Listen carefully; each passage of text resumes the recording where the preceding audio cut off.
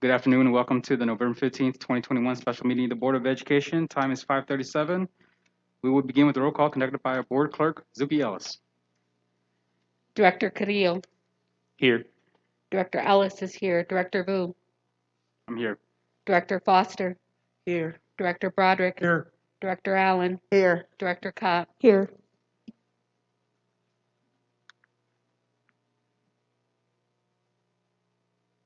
Okay, I'd like to remind everyone that this meeting will be live streamed. Next, I'd like to move to approve the order of the main agenda. Do I have a second? Second. Seconded by Director Ellis. Vote, please.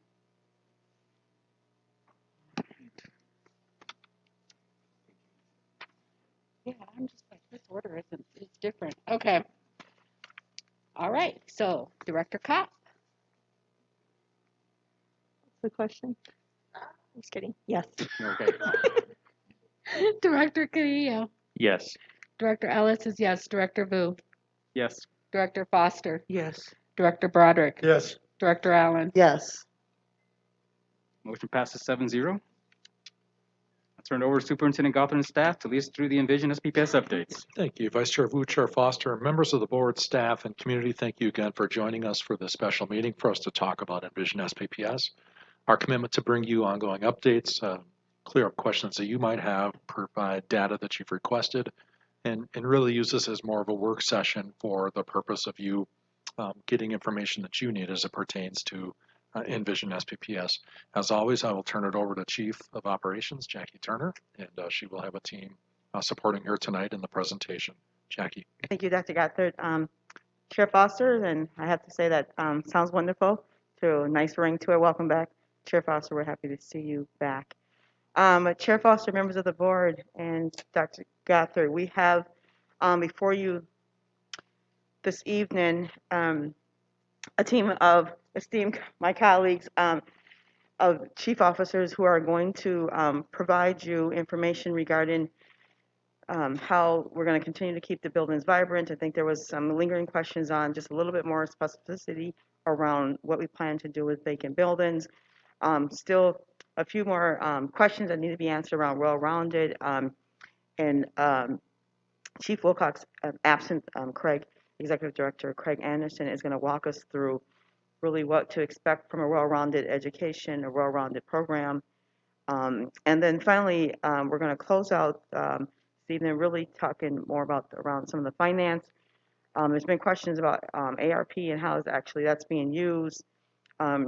Really, Chief Shaw is going to walk us through how we prepare and use our ARP to maybe get us through this transition, but it's really not sustainable. As you had heard her say before, it's not sustainable funding. We can't depend on that for a long periods of time.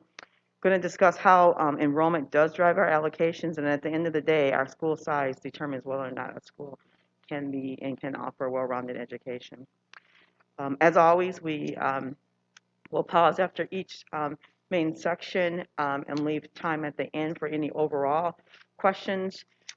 Although I am tracking that this Monday, tonight is our last special meeting, certainly we are prepared to stay as long as we need to answer your questions and any follow-up that's obviously needed. But this would be our last public special Monday before special meeting before the anticipated vote on Wednesday, December 1st. So any questions that may come up that's directly related to tonight's presentation or indirectly, we will certainly are prepared to answer. The chief officers are prepared to take an initial question and then pass out to their team members if they don't have the specifics of your answer to your questions. As we look at and what we've talked about before, that it's not within the plan of Envision that we maintain the buildings that are being closed, and that we do plan for them to continue to be vibrant parts of their community. But I wanted to just remind the board a couple things on immediately following Envision, LNFI Lower, otherwise Latour du Nord Lower, and Gaultier are going to be repurposed for early childhood education programming hubs. And that will happen actually in the fall of 22. So that would be September 22 those would open up immediately. We also will have remaining, as the recommendation stands now, for Highwood Hills, Johnny Johnson, Jackson, Leap, and Paul and Sheila Wellstone, of buildings that were also being recommended for closure. And we don't have an immediate recommendation right now, but wanted to just go over some of what the administration is thinking based on what we're hearing from the community and kind of the overall needs. I shared this before, but as we look at emerging needs in the community, as we look at, for instance, early childhood changing over with the numbers, as we look at innovative programming such as college and career, summer school, different options that are becoming up, magnet options, cruise goosens, we know that we're going to have a need for our buildings. They may just be needed, used differently, but there will be a need in our community for school buildings. As we look at the overall time, we have asked that the board consider the envision recommendation, the comprehensive plan, noting this, that between November and February 22, our plan would really be able to complete an internal analysis, different than the facility utilization analysis. This is more of an external review to be able to show and point out areas in the building or either concerns or possibilities of a building that would be useful for community purposes, whether that be for early childhood hub, whether that be for maybe bringing in some college and career partners. Some buildings are nicely designed for certain type of programs. Other buildings may need some modification. So I've asked the facilities team to really just give us a sketch of a particular building and what would be the potential uses, so that we don't have a community member going down an avenue of, we like to turn that building into a, I'm gonna just say X because it's dangerous to say anything particular, and we know that that building may not be useful for that given its square footage or its parking lot capabilities. So they're gonna do that analysis and get that done by February 22, and then we'd like to spend March through May really doing a stakeholder engagement process of really working with those options within the community. Every community is going to look a little different depending on the business partner or the community partner that we work with, the actual neighbors in the area, and then bring to the board an actual recommendation, a full comprehensive recommendation for all of the buildings by summer of 22. Some, again, may be immediate, and others may have a longer-term recommendation around that. And then if it's in the event of a recommendation is to open another, let's say, early childhood or open up another program, some of those may be early, ready to start as early as fall of 22.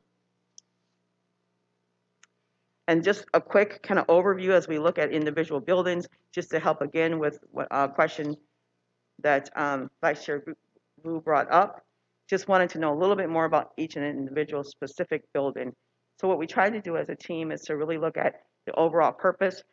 Each building, some buildings have a very unique purpose given their location and the community needs, and we want to acknowledge that Highwood Hills is situated very uniquely where there's a disproportionate number of Somali families and other immigrant families, some Karen, but that neighborhood is unique for our Somali families, and we want to acknowledge that and know that any engagement that we do should include our Somali elders and our Somali community around how that building could be re-envisioned.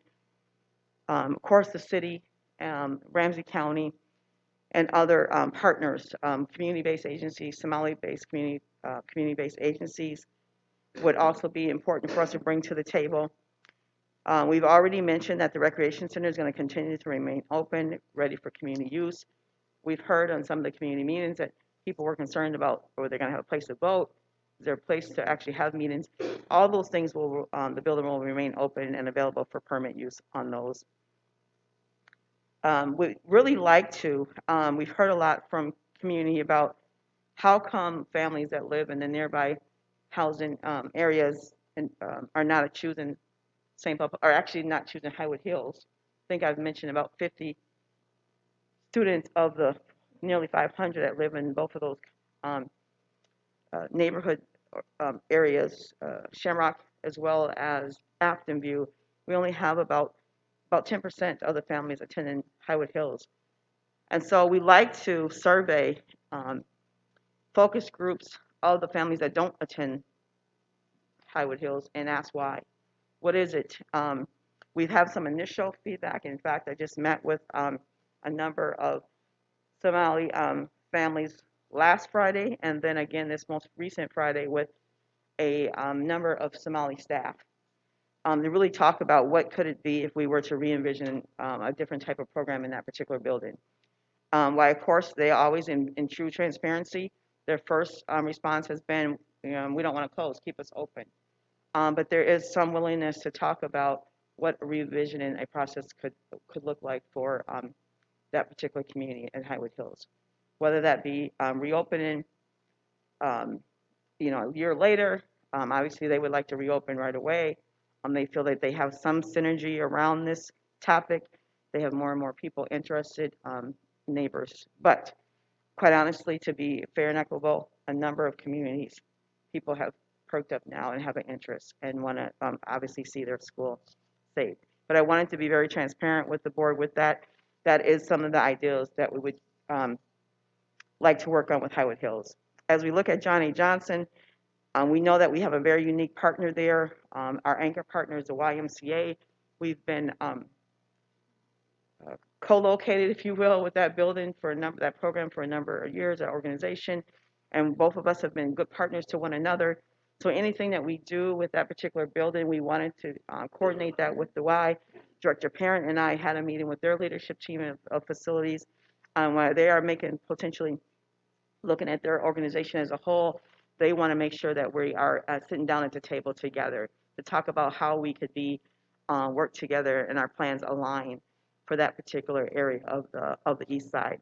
That spot there on Arcade is seen as, I think Director Broderick said before, as kind of a beacon in that area, and we want to make sure that we continue to understand and work together.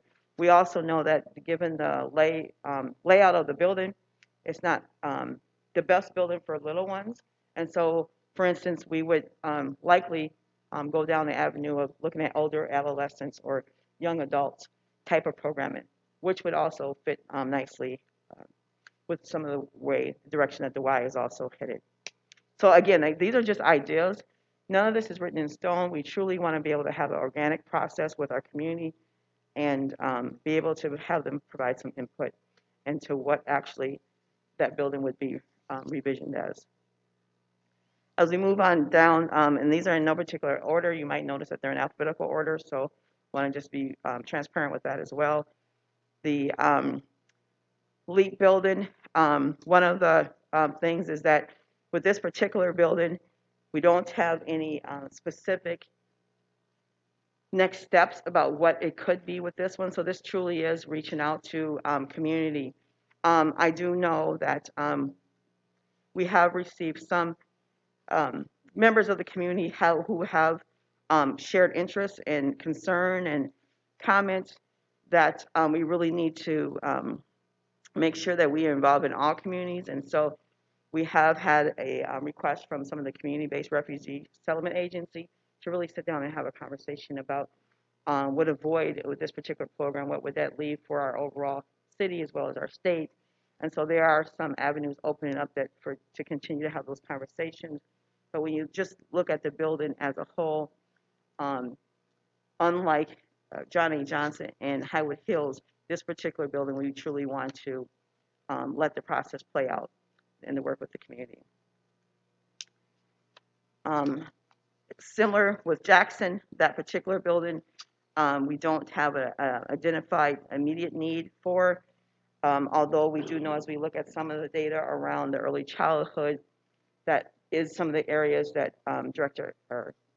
Erickson has brought up with having some more of a need for children in that age groups between 2, 3, and 4 years old, but don't have as many child care centers there, or early childhood centers there. So again, I'm not suggesting that it's early childhood center yet. I'm truly think that we should meet with local partners there in community to talk about how what Jackson can be reused for. And again, it follows a similar timeline that January through March we would engage and have a plan and recommendation in the summer. With the Wellstone building, we've heard very clearly, Director Broderick, that the Rice Street neighborhood, we need to keep it vibrant. You have a strong concern about their activity and, on that particular part of Rice Street, that we need to be a part of the community. We need to have life there in that particular building. It's definitely not a building that we want to have vacated long without children. You even expressed last week, I believe, that when I mentioned whether or not you wanted to have people in the building, you clarified that comment and said actually school age. And so we heard all that, and so we want to know, remind people that the recreation center will continue to be open as part of a joint use. That will continue to provide vitality in the neighborhood.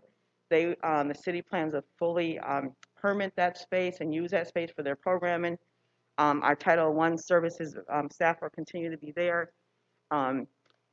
And we know that we want to prioritize ultimately this building as a actual, what the statute calls it, a schoolhouse, meaning that there would be children school age in that particular building. That's our long-term goal, and we know that.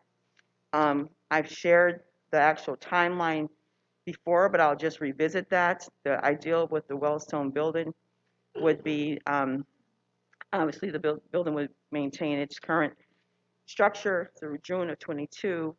And then we would begin to, in the summer of 22, actually start the mechanical type of construction that is needed for that building.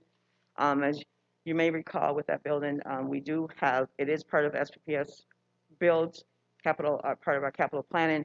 And this is work that was scheduled to be done irrespectively of Envision, but we were going to continue that work. What this allows us to do is to push that timeline up a little bit and save a significant amount of resources, of money and time with that construction and building if there's no students in the building. As we look out as our overall capital plan, we know that there are other buildings that would benefit from the opportunity to be relocated there temporarily during their construction. You, Director Broderick, had mentioned it's been a secondary program at one point, and we believe we know that Ramsey is coming up and has is a secondary building. Not that this again is because we want the community to have input in it, but that is an option that we have offered to that community. That in the event that they would like to relocate during construction and not have to be in the building during construction, that the Wellstone building would be available for that in the event that the board does, vote in favor of the full comprehensive plan to close Wellstone. That said that building would house middle school students through June of 25, and then those students would transition back to their renovated building. And then in September of 25, we would be available, the building would be available and for programming. Again, schoolhouse type of programming, so I'm assuming that would mean something around the pre-K through 12th grade. As we look at that design of that building and the space, but we know it's previously been a high school. I think the recommendations would come around pre-K through 8th grade, not necessarily going over into the high school. But again, we would have time to work with the community on that, have time for facilities to continuous utilization of the building and the use to make that final determination. But June of 25, September of 25 would be right around the time that we would be able to see how Envision SPPS has been able to retain, hopefully, and even grow. We know that there's going to be initial probably loss of students, as all data says that. Anytime you make a change of this significant, we saw it as with start times. We're going to see it with Envision. But we also know that in 2 or 3 years, you begin to see that growth headed in the other direction, that enrollment begins to stabilize We retain students because we're offering a well-rounded program, a strong program, and in fact, you begin to see enrollment go up as we did in our middle schools. And so with that in mind, we know that there's other programs out there that believe that with Envision, with making the right decisions with this, that there's a need for other type of programming in the center of the city. So that would be about the right time for us to reopen that particular building as a school again. This next chart just really provides it all in one space for you. Really want to be able to show you as well as the community that there's no intention on mothballing buildings. We do want to be transparent in that if the plan is approved, that both Jackson and Leap are buildings that typically don't have permits often because of their size and probably location, but in any regards, buildings that don't get a lot of permits and that are on the list for closure, we do want to continue to encourage community members to use some of our other buildings, and that way we can streamline, gain some efficiency for having the building not always occupied and used for permits. But overall, this is a quick snapshot of really what I just shared with you all in one spot. And so as you can see that every building will have some activity in it, and it's not our intention to close, mothball, and not have any attention going on. Want to remind you right before I take any particular questions here, that our SPPS builds plan is continuing. Our capital plan is continuing. That is a 5-year plan based off really a overall 10-year vision, and so we plan to continue. So you can, I know these are small, but this all this information is on the facilities website as part of the SPPS builds ongoing commitment to being transparent and how we use our capital planning dollars. And with that, you'll see each one of the buildings that are closed, there's continuing work, whether that be mechanical work, infrastructure, and parking lot, windows, roofs. Regardless, our plan is to continue to use the resources as we have shared with the state and have been approved with the board. That plan will continue, or those plans will continue. At this time, right before we get into any particular around well-rounded, I'll be happy to take any specific questions about any particular building or that you might have. Are there any questions from board members? Dr. Ellis. Chief Turner, as I'm reading through and looking at LEAP, I think that I had asked before because I know that LEAP is considered an ALC, correct? We don't have any plans for the building. I know very briefly we talked about possibly co-locating LEAP in some other of our high schools.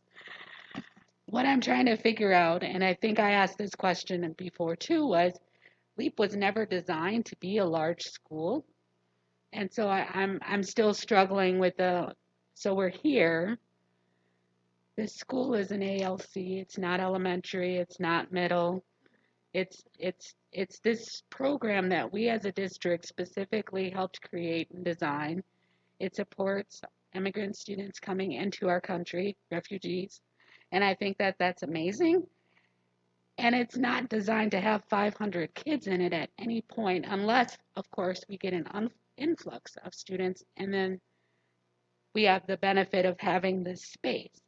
But just to do away with the program as it's situated right in that building, I'm still trying to understand that, because it's not the same funding stream and maybe we subsidize with some general fund dollars, but it is ALC, correct? So it's a little bit different in the formula, correct? That is correct. Did you want to hear more on that, or you? Yes. Yeah, okay. That's a question. Like, explain that to me again, because I understand we're trying not to subsidize buildings and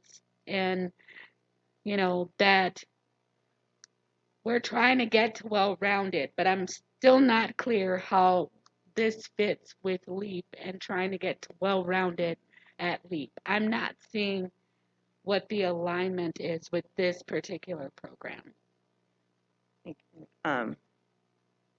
through the chair, Director Ellis. You're absolutely correct. It is. I will actually show before I talk about programming to just share a little bit about how the funding works for ALC and general fund. Shishu. Through the chair, excuse me, Director Ellis. LEAP is funded through ALC revenue, which is also generated through a people funding formula generated by ALC. It's also extended time revenue. So again, there is a formula based on the students that are reported within ALC.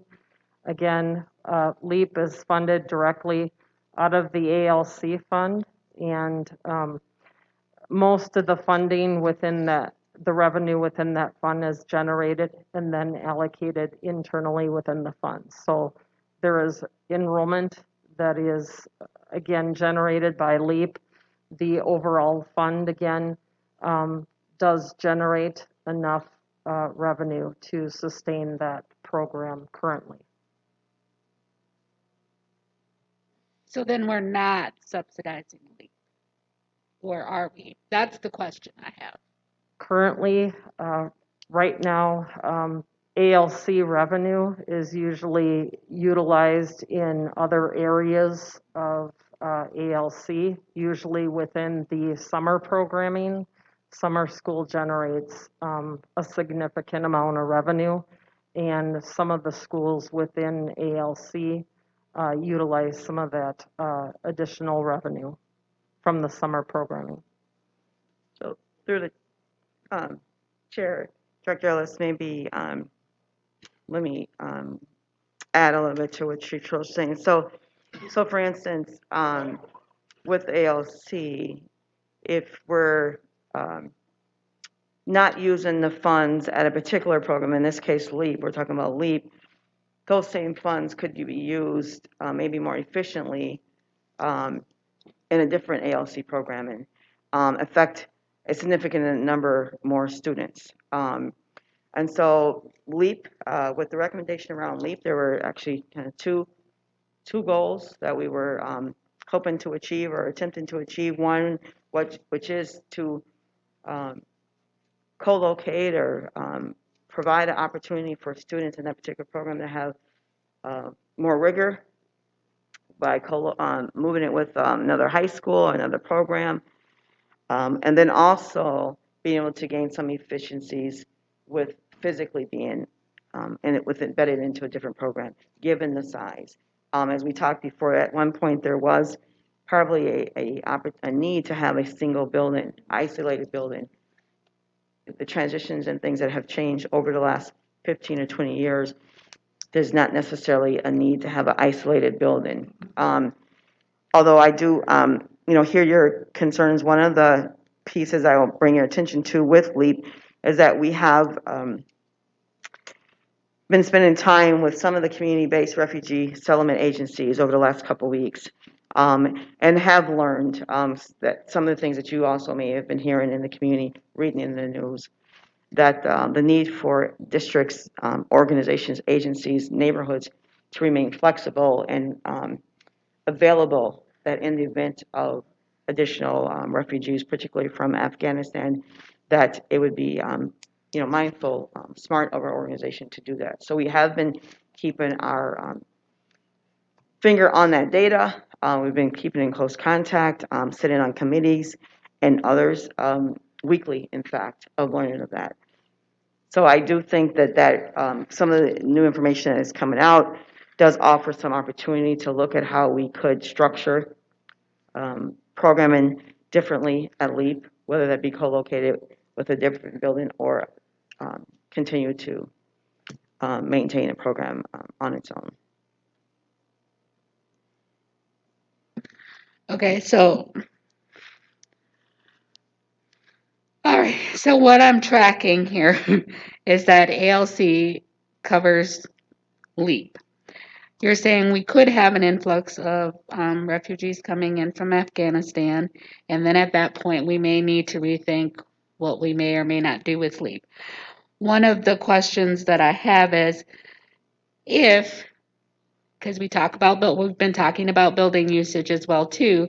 Is it possible to put a smaller program within LEAP? Whether that's where some staff members are officing, maybe that's where some folks from community ed are at as well too, because you're giving an opportunity for students at that particular school to connect with resources if community ed is also in LEAP. If you're talking about the usage of the building and how we're using it, that's fine, but you're saying if we take LEAP out, then it's just sitting there and then we're figuring out how to use it. And so I'm really struggling with this one. And as I said, this was a program that the district created. Like this is our kid too. And we created it, we've invested in it, and it may be smaller than what we believe would be a good size or what we're talking about would be ideal.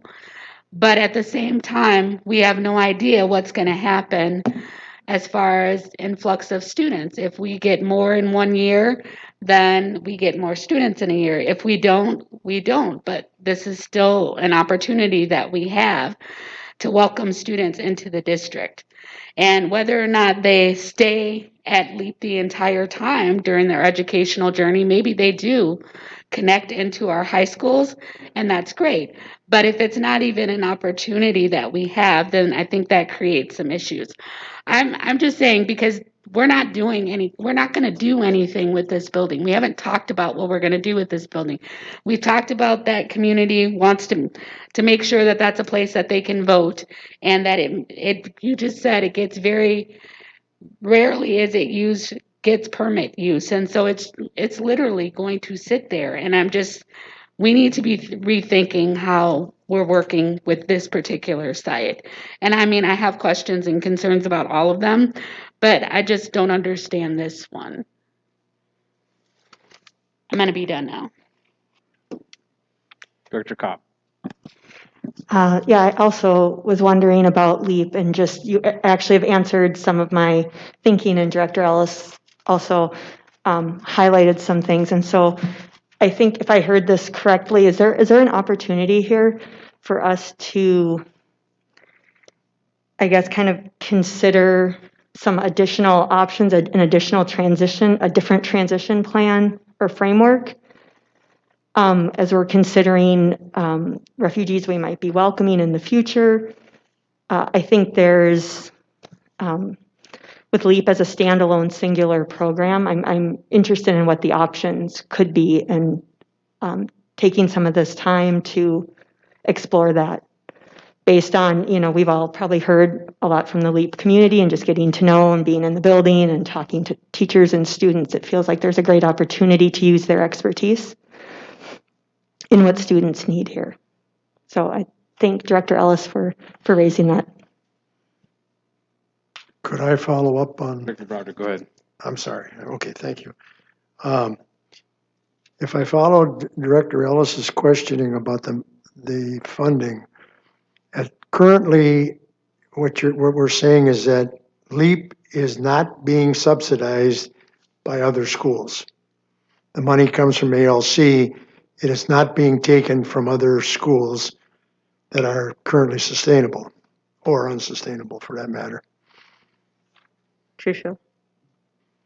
That is correct. It's within the ALC fund. So therefore, if we were to close LEAP and those students were to be sent to other schools, that may increase the revenue for the particular schools that they go to because they'll have a greater population. But the ALC funding will not follow them to the other schools. Is that correct? Through the chair, Director Broderick, the ALC funding, depending on where the students report, the ALC funds would follow the student depending on what services they receive at the other site, through the extended time revenue or whatever services they are receiving, whether it's a portion of their time or the programming that they're receiving. Will the net amount of money that we receive for those students while they're at LEAP be less or greater if they are moved to other sites? Director Bardick, it would depend on the situation or where the students are moving. Overall, if the students are moving to one site or the other, that revenue would be dispersed to those other sites. So again, it would depend on the overall site they're going to. If they're just receiving additional programming, it would remain within ALC. If they are actually going to another school within the district, then it would go within that school's allocation. Okay. So we would have to do additional modeling to answer that question Okay. based on scenarios for you. Also, in connection with what Director Ellis was talking about in regard to the present site for LEAP, and they currently have approximately 150 students. And we heard that there's a percentage of those students that might even prefer being in a different, let's say in a regular school setting.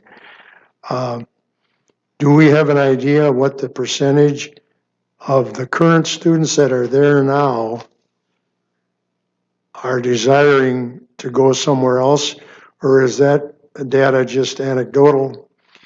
And then once again, if indeed we were to say, let's allow the students who really want to go somewhere else besides LEAP and have a different opportunity, would we be able to sustain a LEAP program at the current site in the Midway in order for us to have that program, which goes back to certainly back to the, well, years back when friends of mine actually spearheaded that adult education program for immigrant kids.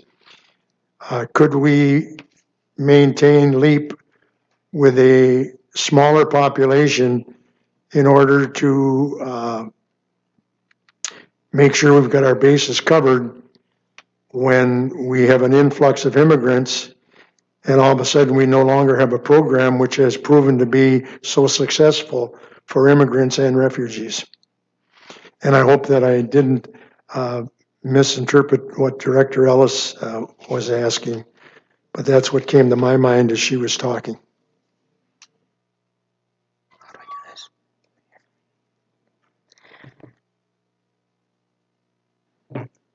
Thank you. Through the chair, Director Broderick, I heard a couple different questions that I will attempt to clarify. The first one was about how many students prefer to stay at LEAP versus leave LEAP. I don't have data that has been surveyed on students who are currently at LEAP right now, but based on prior data, typically what happens is about between 30 and 35% of students, once they hit level 3, end up leaving LEAP to go to a different school. Sometimes that may be because if their closest school was a non-language academy site, for example, or if their closest language academy site, for some reason, they weren't able to make that work. So that's one data point.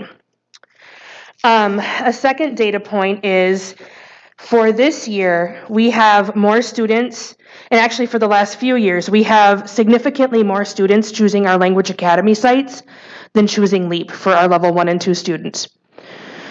Since October 15th, we've had 8 students of Afghani evacuees register and matriculate in St. Paul Public Schools. 4 chose LEAP, 4 chose other language academy sites. And the final piece of information that may be helpful as we continue to discuss this matter is the idea around capacity for refugee resettlement.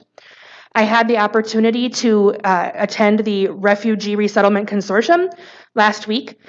And it's a number of members of different organizations across the state, school districts, community organizations, counties, so on and so forth. For this fiscal year, Minnesota as a state has the capacity to rehome 800 refugees or Afghan evacuees. And there's a difference there. I mean, in condition, it's not really a difference, but according to the State Department, it's a difference. And I'll just be very frank. If you've ever had to work with the immigration system, you know that their terminology matters deeply. However, so the 800 that can be rehomed in Minnesota in fiscal year 21, that is birth to the elderly. And what we heard in the meeting last week was that about 40% of the people coming in of that 800, well, so far there's been about, I think, 275 that have arrived so far in this fiscal year. And of those 275, the trend has been about 40% school age. And they said some have come to St. Paul and Minneapolis. They're expecting many to home in St. Cloud and Rochester, and they're expecting that many will choose suburbs as well.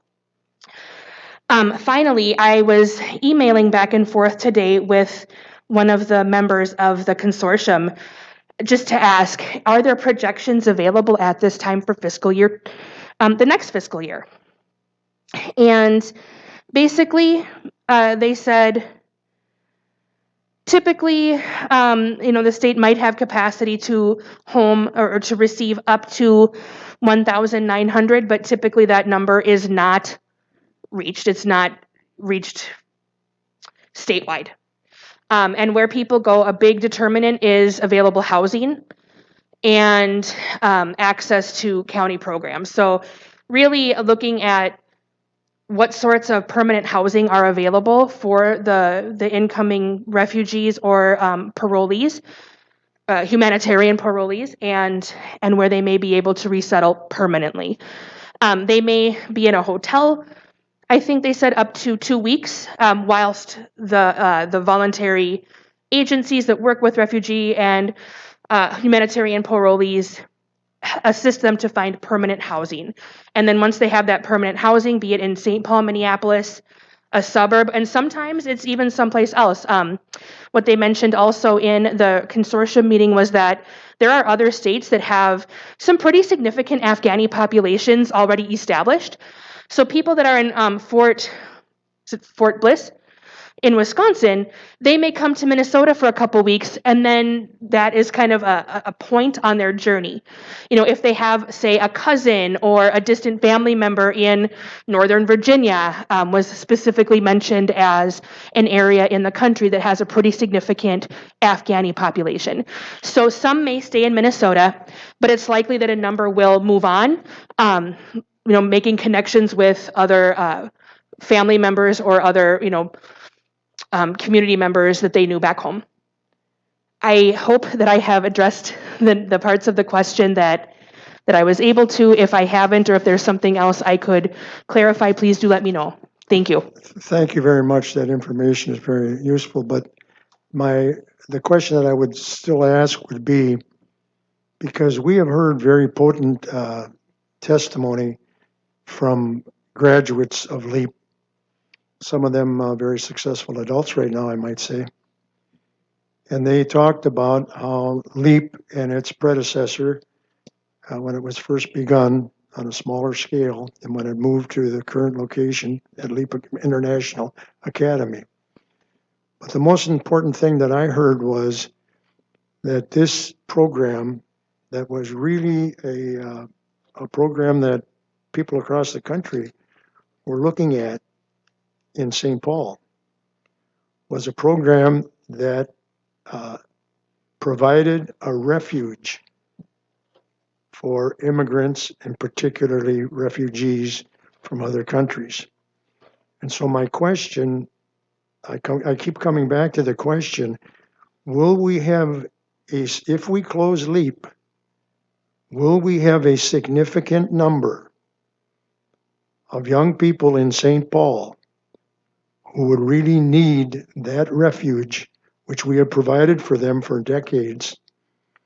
And of course, as you just said, we may or may not be able to determine what the future requirements will be for some of our refugees and immigrants to come.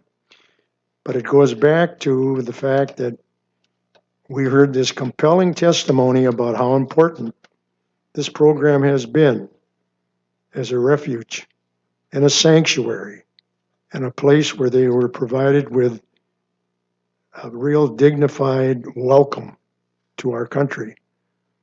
Can we disband that program entirely? And I think that's the question that I would ask of all of us. Through the chair, Director Broderick, and thank you for your comments around that. And others, directors who also commented on LEAP. You know, as we have said that Envision was going to be based on data, and given that as we have been through the process with this particular program, there has been some changes in the landscape of given the potential refugees coming in.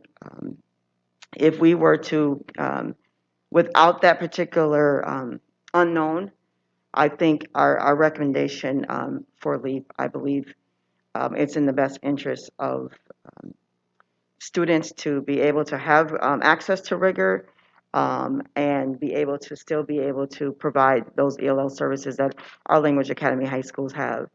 However, at the same time, I do hear the board asking for us to consider how we might be able to continue to evaluate our incoming refugees, our population, work with some of our partners to learn even more, how we might be able to leverage some of our ALC resources and revenue differently, look at that differently, realizing that it is not sustainable for the long term to continue that building alone. With just housing that particular program that allow time for clearer settlement information and picture of what's going on. Consider allowing time to work with some of our other partners to look at a kind of a long-term solution that's sustainable. You know, and finally, work specifically made with our ELL department, the LEAP community itself, our ALC office, and our secondary administrators to really look and think differently how we create a sustainable program, and which is what we have, what well-rounded our Envision is. And so I did hear that from several board members. We can certainly continue to look at that, as Director Ellis said, given that there's not an immediate use for that particular building, that would allow some time to be able to do that. Any other questions? Dr. Cordillo. Yeah, I had a short needing for clarification on slide, I want to say 14, where you have the investing in community assets chart. LEAP does not have a flower or an overall score. What's the reason for that? Is it not part of SPPS builds? And curious to know why it was omitted, or is it just a typo, or? Through the chair, members of the board, Superintendent got there, Director Carrillo. Thank you. It's funny. I actually saw that earlier and thought, I bet I get a question on that. So I appreciate that. Generally, our special education sites and our ALCs follow a slightly different pattern for how to assess how they incorporate into SPPS builds. So it is very much part of the program because programming drives so much around how the building should be used and what it needs to do to support it. It's a slightly different assessment mechanism, so it doesn't have the pedals in quite the same way, but it very much is part of our overall capital program. So does it still use a what would be the name for it? A facility, an FCI rating? Does it have an FCI rating? It does. And we just want to know, because we get a sense of building condition through these charts, and would like to know what the condition LEAP is. You know, what the status is. I don't know. It could be a different metric, but would like to have that provided to us. And I know there's no future meetings, but you could email us, that would be great. Through the chair, absolutely, Dr. Carrillo, I would be happy to share that information. Any other questions by board members? I just had a question on slide 6. And going through the bullet points, building analysis, building utilization to generate potential usage for feasibility. What information are we exactly looking at in that sort of time period? Through the chair, Vice Chair Boo, you mean November 21st to February 22nd? Right. Thank you for that, clarifying that question. So, give you a real specific example. Based on some of the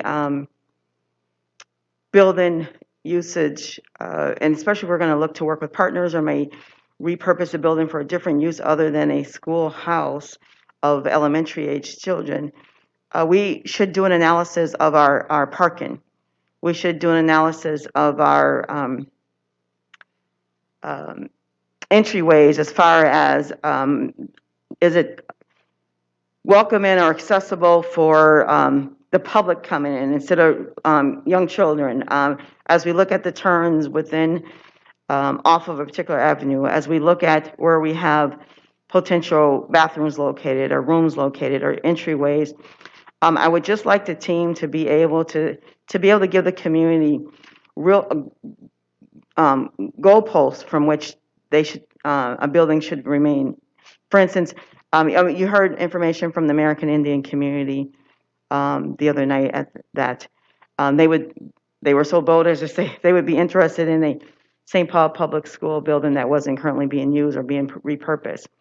There may be some buildings based on its square footage or where it's located or actually the layout of the building that really probably isn't a great building for a public building. As such, she talked about needing American Indian community needing place for food shelf and for clothing and to do early childhood programming or really just to be kind of a American Indian gathering spot for community resources.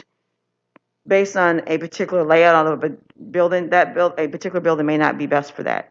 So we don't want a community to spend time hoping and dreaming and acting and advocating for a particular building when in fact that particular building is just not a good use for that service. So we want to be able to give the community a service level goalpost for each building so that they would know that really we want to look to partner to go with building A versus building B. So that we think that the building utilization, the facility utilization study, that provides a lot of information for community members, but I've just asked Director Parent and his team just to provide a little bit more that's more external focused and community centered. Okay, thank you for that, Chief Turner. And the next bullet point, stakeholder engagement with site utilization facts. I think I know what site utilization facts is. That was explained with the previous bullet point, but with the stakeholder, walk me through how that looks like from March to May.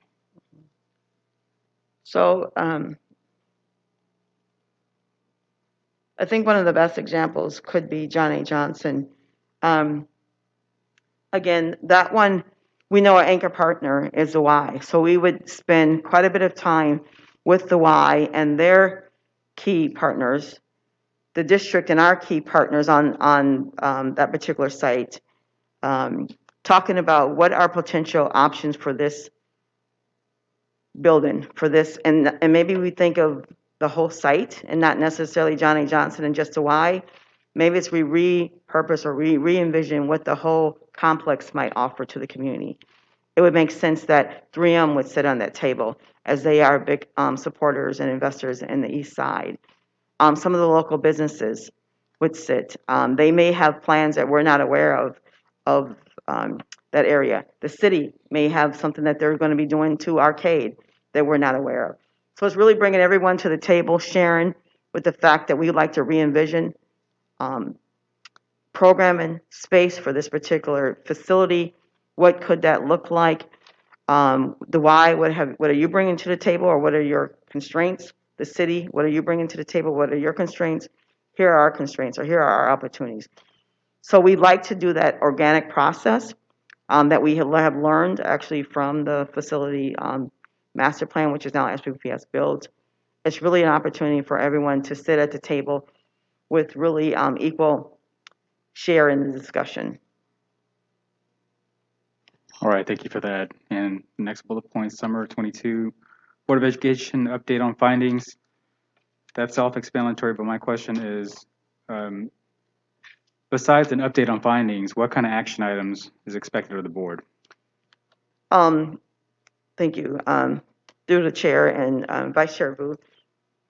Again, using this John A. Johnson as an example, we might bring forth a recommendation that says we have learned that the Y is planning to boom. They're going to, I'm totally, I want to be very clear, this is a made up example, because the Y has not committed to this, but the Y may come back and say, we're going to do a multi-million capital plan and we want to buy that building and expand our services and resources. And we would bring forth maybe a recommendation that we might want to work differently with the Y in that. And our recommendation is to partner directly with the Y to remodel the whole complex and service it for a gymnasium or recreation center. I'm trying to be very exaggeratory because I want it to be, this is not at all what the Y has said.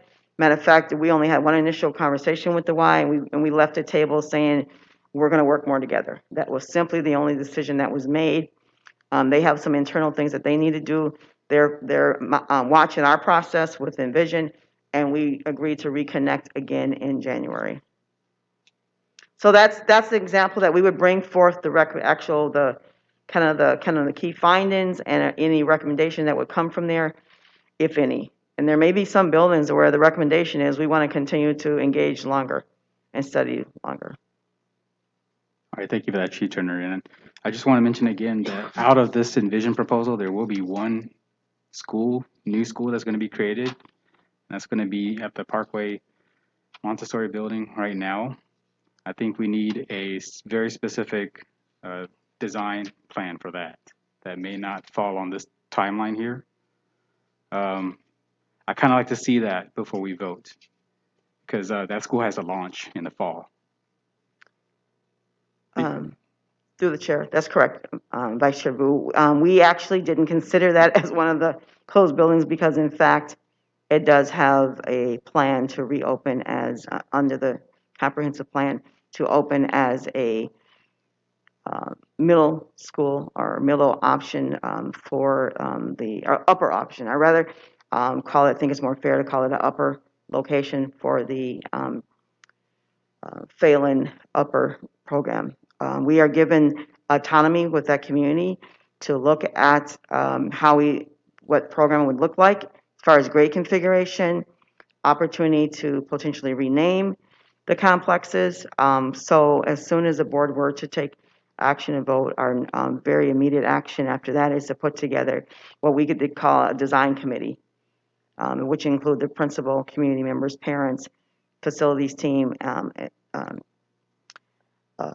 academic team here to really design what the upper campus would look like. I suppose what I'm trying to say is all that information is good to hear. But you want to see it in writing? Yeah, Okay. I know it's going to be a little tweaked from the information that I see in slide 6. Duly noted. That's fair. We will make that addition. Okay, thank you. Any other questions from board members? A real quick one on slide 7. Go ahead, Director Broderick.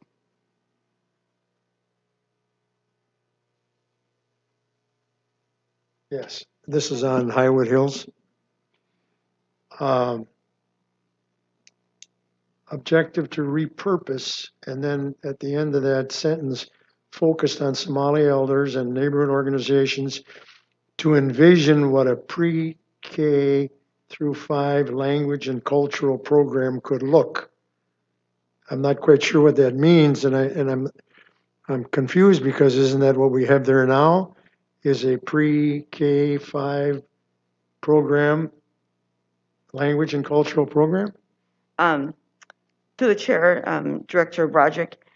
No, in fact, what we have right now is a pre-K through 5th grade community school, where we're not able to offer a well-rounded education. And what I have heard members of our administration team, as you all have heard from our community, is that we want to be able to have a program at that particular site that is welcoming, respectful, and mirrors and supports a cultural academic program. We want to be able to have staff that resembles our Somali community. We want to be able to have staff that speaks the language. We want to be able to have traditions, schedules, and opportunities that align with our beliefs. And those are some of the things that we see at the charter schools. And I think what this provides an opportunity is to really hear from that community what that could look like. I believe I've heard the board as well as Highwood Hills community expressing that, well, they don't want to close, but the reality of it is that we do believe that the school needs a re-envision, a restart, an opportunity to reconfigure, restructure. I'm trying trying not to use words that are contract words or buzzwords that say a particular thing, but this is really an opportunity to work with the community. We also heard it from some of our policymakers as well there, that they would be open to and interested in sitting down and talking about how we create this opportunity that's culturally specific for that community in the Highwood Hills area. Even on the other night, when I met with that community, they believe Highwood Hills, the actual name, brings a certain historical piece that's not always welcome and from the Somali community. They even talked about that name means a lot in the Somali culture, and that we may even gain something from renaming that particular site as we re-envision. That there's just a number of things that we can do together as a community, but we need to be intentional, we need to work together, and need time to be able to do that. I'll try to stay away from buzzwords and just simply say, it sounds to me like we would be moving the kids out, we would be closing Highwood Hills, moving the kids out of Highwood Hills, and then begin to plan for a program at Highwood Hills, which would be a better pre-K through 5 language and cultural program.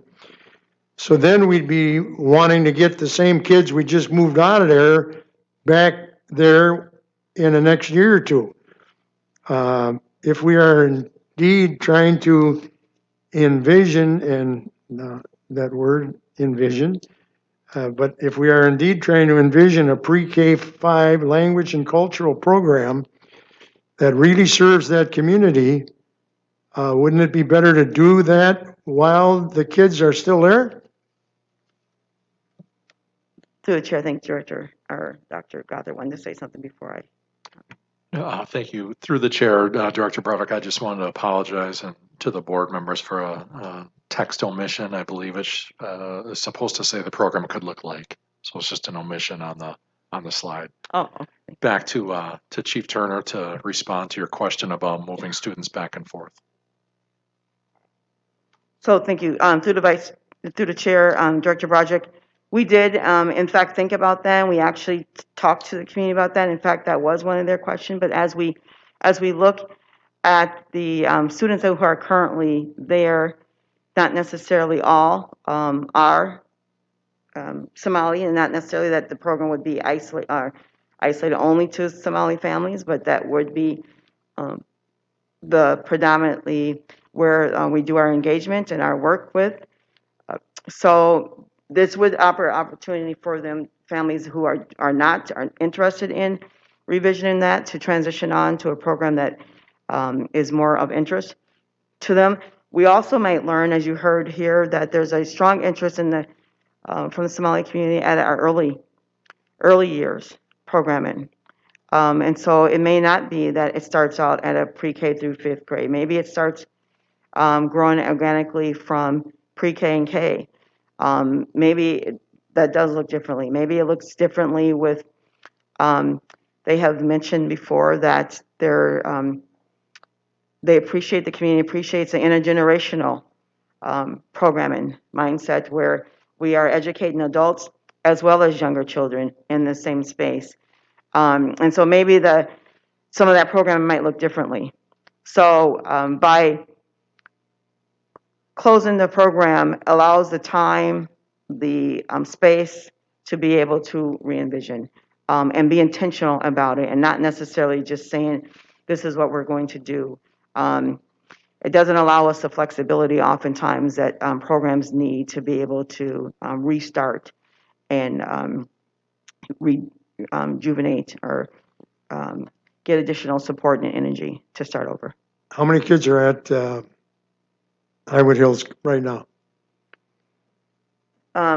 Through the chair, the last time that we looked, it was 194. I would ask that our director of REA just confirm that for me, though. So let's say 200 kids. If we indeed close Highwood Hills, those 200 kids will be moved and there will be a certain amount of disruption involved in that movement.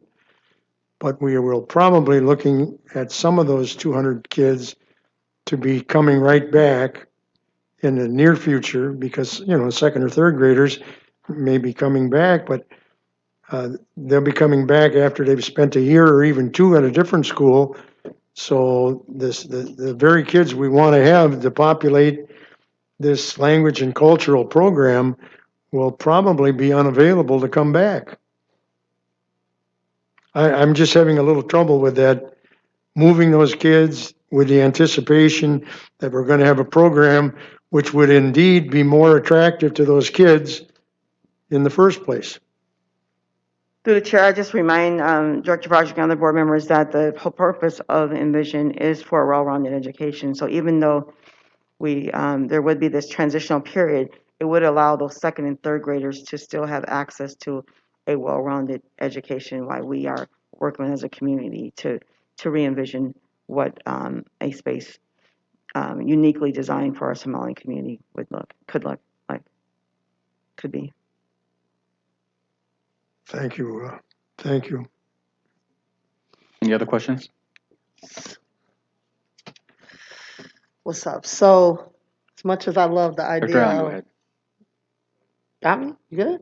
All right. As much as I love the idea of the language and cultural programming, I think about the Karen population that's there. And it just concerns me the idea of disrupting the entire school to recreate a language and cultural program that doesn't necessarily even service the Karen population. When I think about some of the things that we could do at Highwood Hills to increase enrollment, I think about, maybe bringing 3M to the table. Like you said, they're big investors on the east side, and possibly creating a feeder school for eSTEM.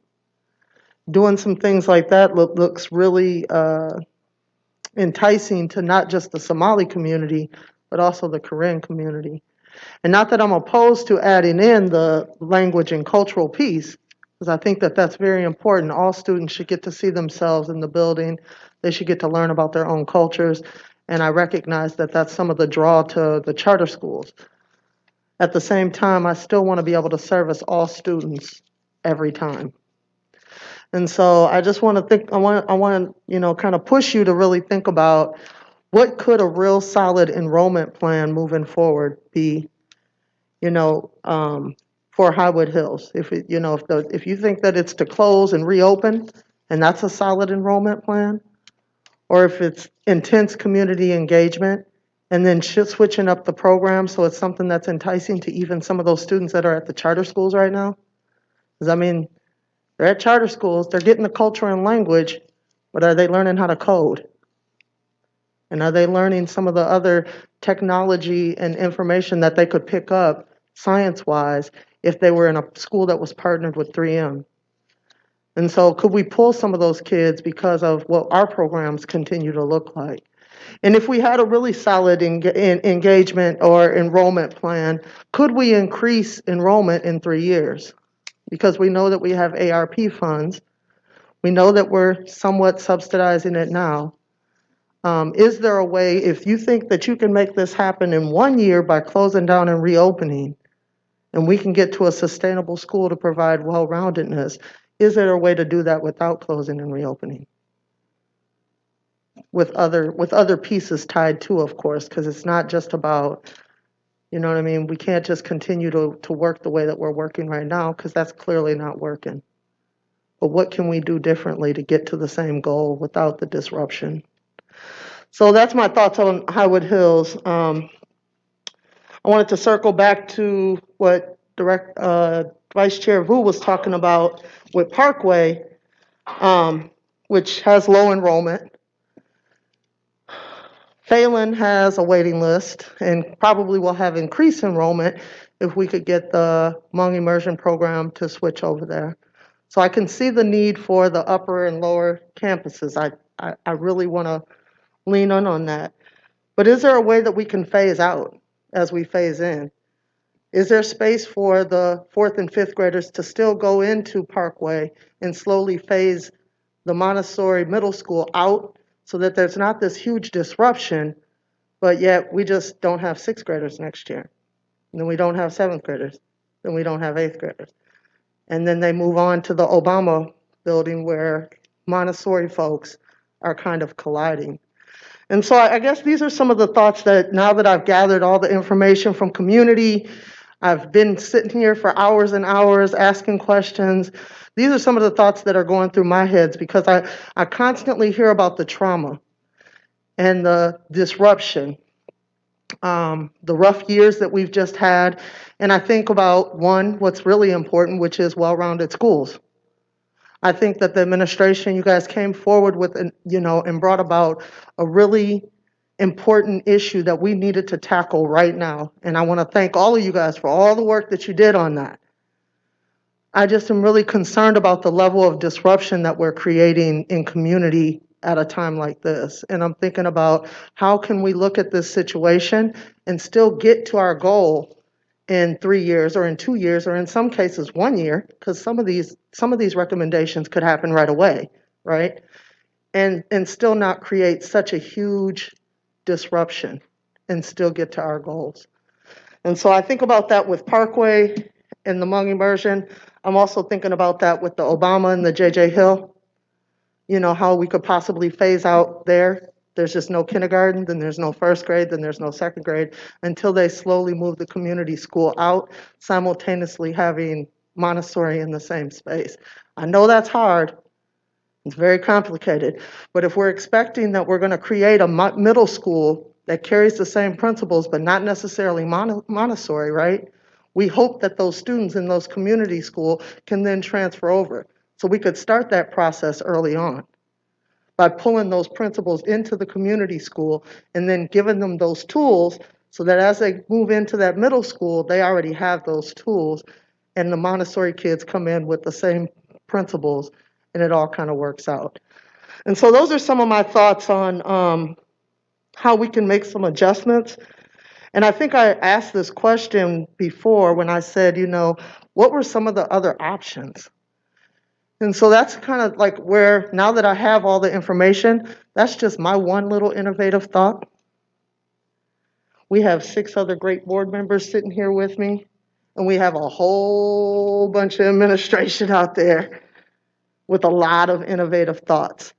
How can we get to the goal of well-roundedness and prevent the extreme disruption that we would create with the closing and merging immediately of a lot of schools? And so that's my question and thought that I really want to push out there to you guys. Through the chair, Director Allen, just a couple of comments. We certainly did look at Parkway as a kind of a phase in and phase out. And it actually even asked that of the parents that attended the Parkway meeting. And they, at the time, the parents that were representative on the call didn't feel as though they wanted to really make that decision or even really comment on part of that. They, I think the question caught them off guard a little bit. But I will say, as our data shared and historical information about Parkway, kind of how we got to Parkway, is exactly that. It was a portion Montessori and a portion community.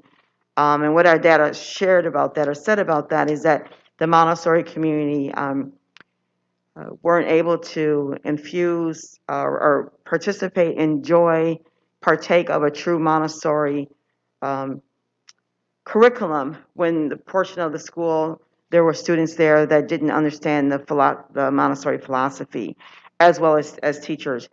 Because as we look at a 6-8 building, and maybe um, Executive Director Anderson and/or Chief Collins, you can help me here with this, but as you look at that particular building, we would still be sharing in on resources and specialists there, and we had done that before actually at Parkway. And the building actually at that particular time was larger when we had both programs there. And you'll see in the Montessori report that they specified that was one of their beliefs of why they believe the program didn't work, is that they didn't do well. I don't mean on a personal level, but from a program level, co-located with a different program. We also see oftentimes programs, staff begin to leave as well as students. So what you might start with 180, and if you take off those 8th graders out of there, you're down to about 150 6th and 7th graders, or 7th and 8th graders, I'm sorry, for the next year. But that begins to dwindle a lot when people know that the program is not continuing on. So you even have even more of a fraction of a program. And then if you look at really what's in the best interest academically of students, it's hard to get there. I totally hear you about the disruption, the emotional side, and as a assistant super or previous principal, except for Anderson or Chief Collins, would you mind providing any input on that? Through the chair, Director Allen, thank you for your question, and I appreciate the themes of innovation and figuring out a way forward in terms of doing it. I think I would just reiterate what I heard Chief Turner say. These are two very different programs in regards to how we engage and would engage the Phelan community and Jackson community in the context of building and providing those opportunities in terms of what that envisioning looks like, while still also being able to provide opportunities in a context of Montessori.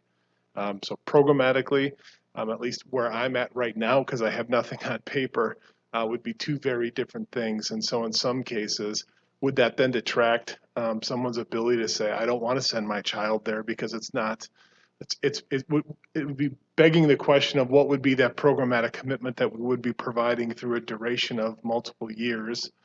And then also on the flip side, being able to still sustain Montessori middle school program in context of what are those promises, and with dwindling enrollment, what does that actually look like from a place of sustainability across multiple grades? And then just programmatically, the way that would work in a building is then you're bringing those students together. I think to what I heard also Chief Turner say, bringing students together without, the building's large, but in some cases it's also, there will be opportunities and points of integration. And in some cases that may not be the vision of what parents signed up for or what parents want. And if they see then the writing on the wall that there is a transition, I think historically speaking, in the context of working with the administrators that have gone through building reductions and programs closing, in that context, we're going to see a drastic decrease in enrollment too. So it's kind of predicting that, supporting that in a bigger context. All right, any other questions? Director Kopp. It was just more of a follow-up from when we were talking about working with community partners, envisioning some of these buildings, and this might already be something that you're thinking of, but would highly recommend working with district councils as just kind of more of a hyper-local organization. That some are in the middle of doing like neighborhood planning, where they're envisioning kind of as a neighborhood what they want or need as a community, and oftentimes that's around transportation, development, and sometimes the environment, but some, every district council is a little bit different, but those would be good folks who have maybe already done some background work on what community is looking for, and so would recommend just reaching out to them and including them in these conversations. To the chair, Director Cobb, thank you for that. That was a gross omission, and so we really appreciate that suggestion. We would do that. Director Carrillo? Yeah, I'd like to make a comment. Something that stood out to me, it was, this idea of key partners and the thinking that the key partners are, um, you know, essentially a nonprofit organization. Potentially, we mentioned 3M Corporation, which is based in Maplewood. Um, a business partners, but we're missing out on parents. And I think I just wanted to echo what Director Kopp mentioned of we are in a position where we're deciding as a district on the future of these sites. And the first thought is to think about the powerful, not the people who are serving. The second part is um, we want to invest in our communities, but I get this feeling that we're not asking the right questions to our parents, which is, again, back to the original question from Director Broderick, and I'll rehash it again. Why are we leaving? Why are we migrating away from the district? What are the reasons? And incorporating that into the Envision program. I see that deficiency in essentially the decision making because it leads us to a place where we assume that the new plan, as you said earlier in the beginning, is going to attract students and parents because they're going to see a well-rounded education. But we're not defining what exactly is that's driving people away, even though we are, saying that we're going to create a well-rounded education. And we're defining well-rounded as, hey, this is the math. Once you have enough specialists, you'll be able to cover it. But some sites are losing enrollment, some are not. And, we're not really answering the core question. The culture, what's the reason why the students are leaving, safety, we have multiple factors that we haven't really truly incorporated into this process. And just the question or the conversation around Highwood Hills really hit me as a conundrum of possibilities. We were trying to re-envision the building into something that we don't know fully what it is. But first of all, we're going to close it. Rather than actually asking the parents, what do you want to re-envision this school into so that we can recapture you, and then think about a transition plan. And yes, maybe the parents agree, hey, you know what, we need to cut it off and start again. Or maybe we need to, transition it on. I've been part of, in previous work at another district, I've been part of transitions, transitioning a school from an old, LEP 3, Title 3 program where students were, taught English and Spanish together in the classroom to dual language immersion. And that was done seamlessly through the grades. They didn't cut the program off. They worked with new teachers. They figured it out.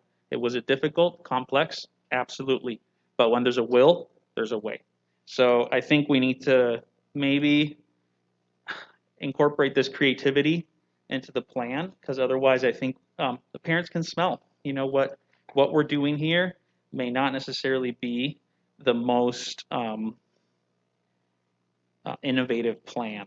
It might just be the natural consequence, not necessarily, what are we trying to do to change the direction of the district. And think the only question that I have regarding this section, because I know we have to go to future ones, is in terms of repurposing a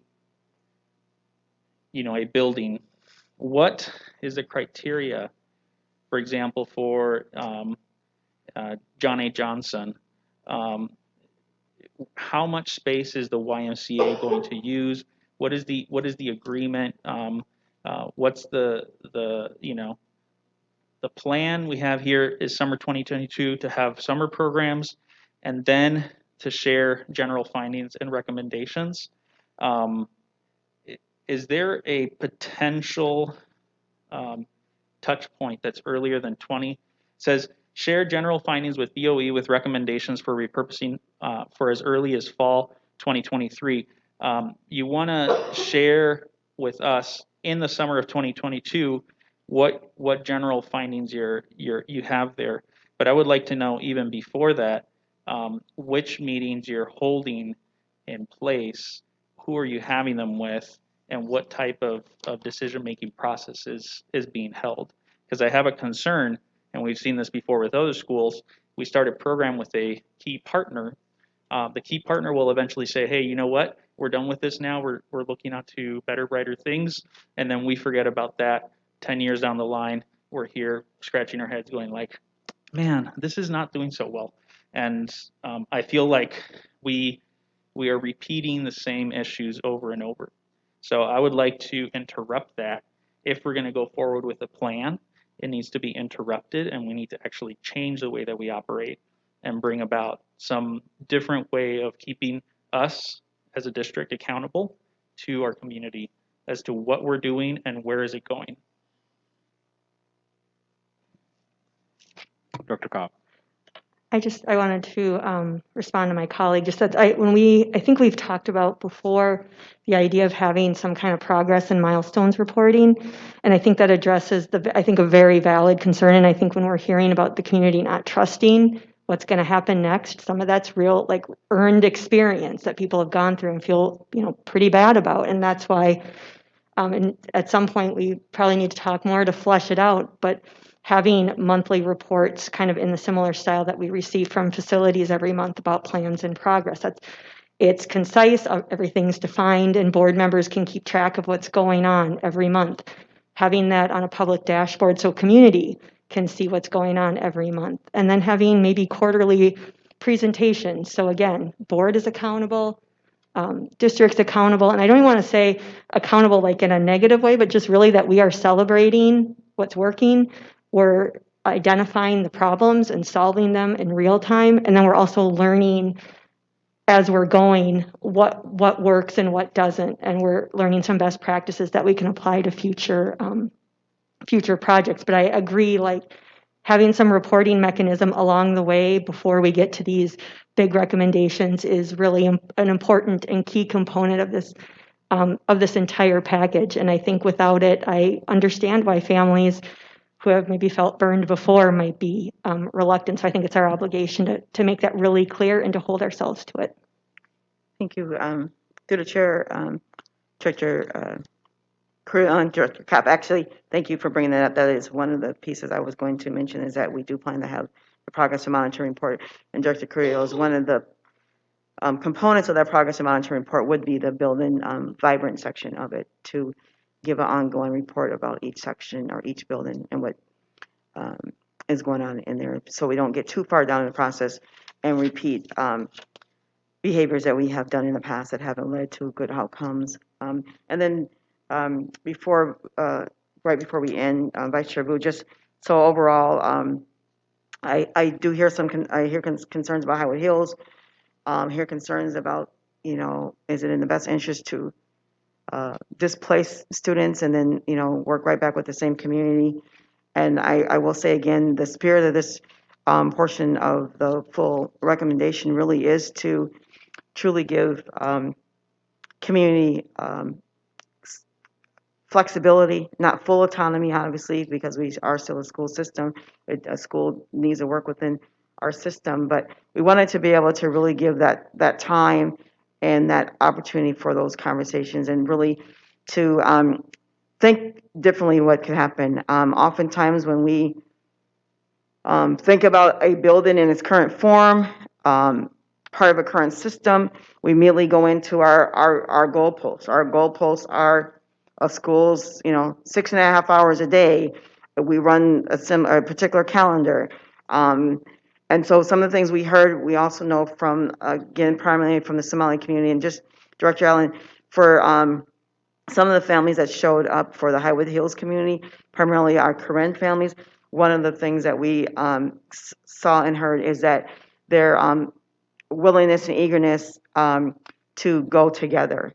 That if there was a program in Area E, I'm sorry, Area B as in boy, that could house, there was an interest in that. And we do believe, based on capacity of other programs in that area, that our Korean families could go together and still and have that language support and go as one, as go as a community. That was one of the things that kind of rose in as an interest and a priority for our Korean families that attend Highwood Hills. But then again, so not to discredit our Korean families, although I'm looking at the majority of the students of color that attend Highwood Hills are Somali, that as we heard from them, our particular school day and how it looks and how we operate, it does provide some restrictions and not as much flexibility as what they see in the charter. And so I know, given our current parameters that we work with within our system, within our contracts, it doesn't always allow for that creativity, is what the Somali community is asking for on days that maybe they recognize certain religious days or practices, or could those be days that are, for instance, non-school days for them? Or could their day look differently as they do different traditions and things during the day that we make, as a district, we make provisions for, but could we be more intentional at that particular site, at that particular building? Could their schedule work around some of those traditions and cultural things that the community does? And again, how we involve the community in their actual school.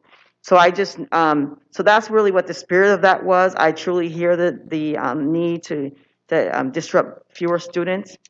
But the intent of that was really to wipe the slate totally clean and start completely over again with that. But I stand, Vice Chair Vu, with, I've taken the notes here and we'll get back with the team.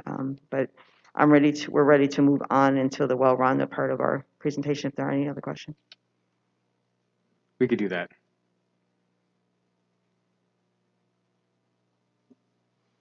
Dr. Ellis, you had a question? I did.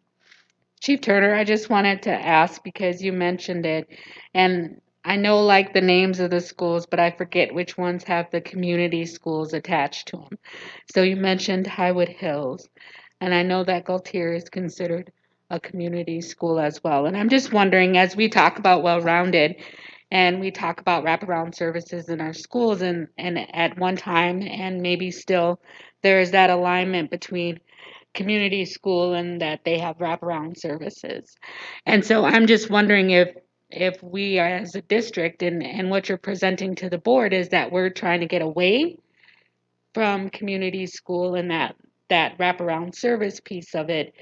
And it's more the focus on well-rounded, and well-rounded is totally separate and apart from community school. Because you said that and I went, does that mean that's not what we're doing anymore? Or are we still doing that, but we're not calling it that? Like, to Director Cobb's point and Director Allen, like, language is really important, and how we talk about what we're doing and how we support students, and what, not just in the academic talking about well-rounded, but also in what services and resources we have available for students. So I just wanted a little bit of clarity on that. Thank you.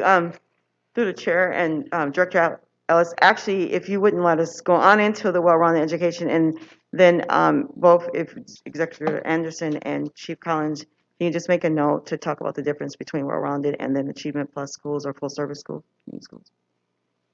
Okay, and then I was just gonna say, I'm still like a little bit confused with the Highwood Hill that we're gonna close to reopen. That is, I'm still trying to figure that one out. When you mentioned the possibility of, and/or that it was mentioned the name of the school, was that the first time that we had heard that? Or have we heard that in some previous conversation with community members? Because this is the first time I'm hearing about it. Through the chair, Director Ellis, it's the first time that I have heard it in an official capacity of seeking information. I have heard uh, unofficial information just with staff, but it was officially noted at the Somali meeting last Friday that included both some Somali staff that work for St. Paul Public Schools, as well as some parents were also on that meeting as well. That was collectively agreed upon by the members of the who participated in that meeting on Friday. Okay, I do still have a lot of questions, but we can move on to the next section and we'll come back. You're welcome, Director Allen.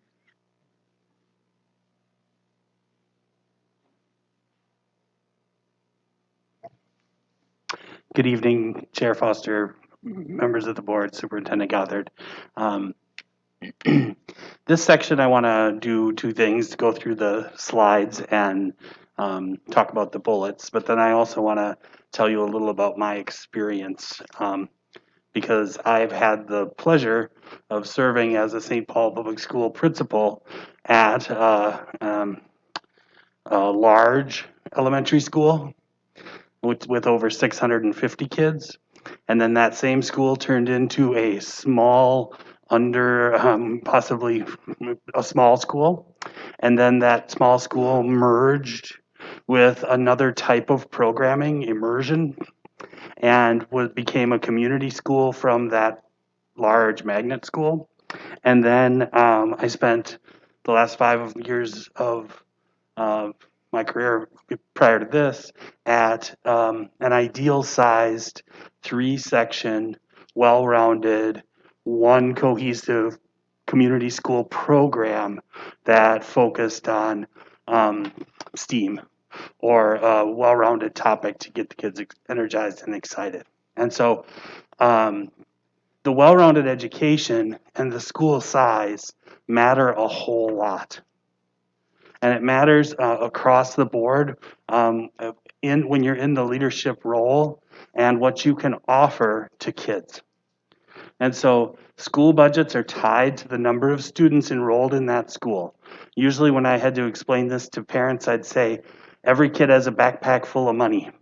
And they come through the door, and then we help use the community's funds, the people's money, to provide the outstanding education that we're going to provide for them. And sometimes as I will say, the larger number of students, it was much easier to come up with solutions for being an engaging, exciting, well-rounded school. Greater enrollment gives you the ability to, for special programs, as well as programs to achieve their goals.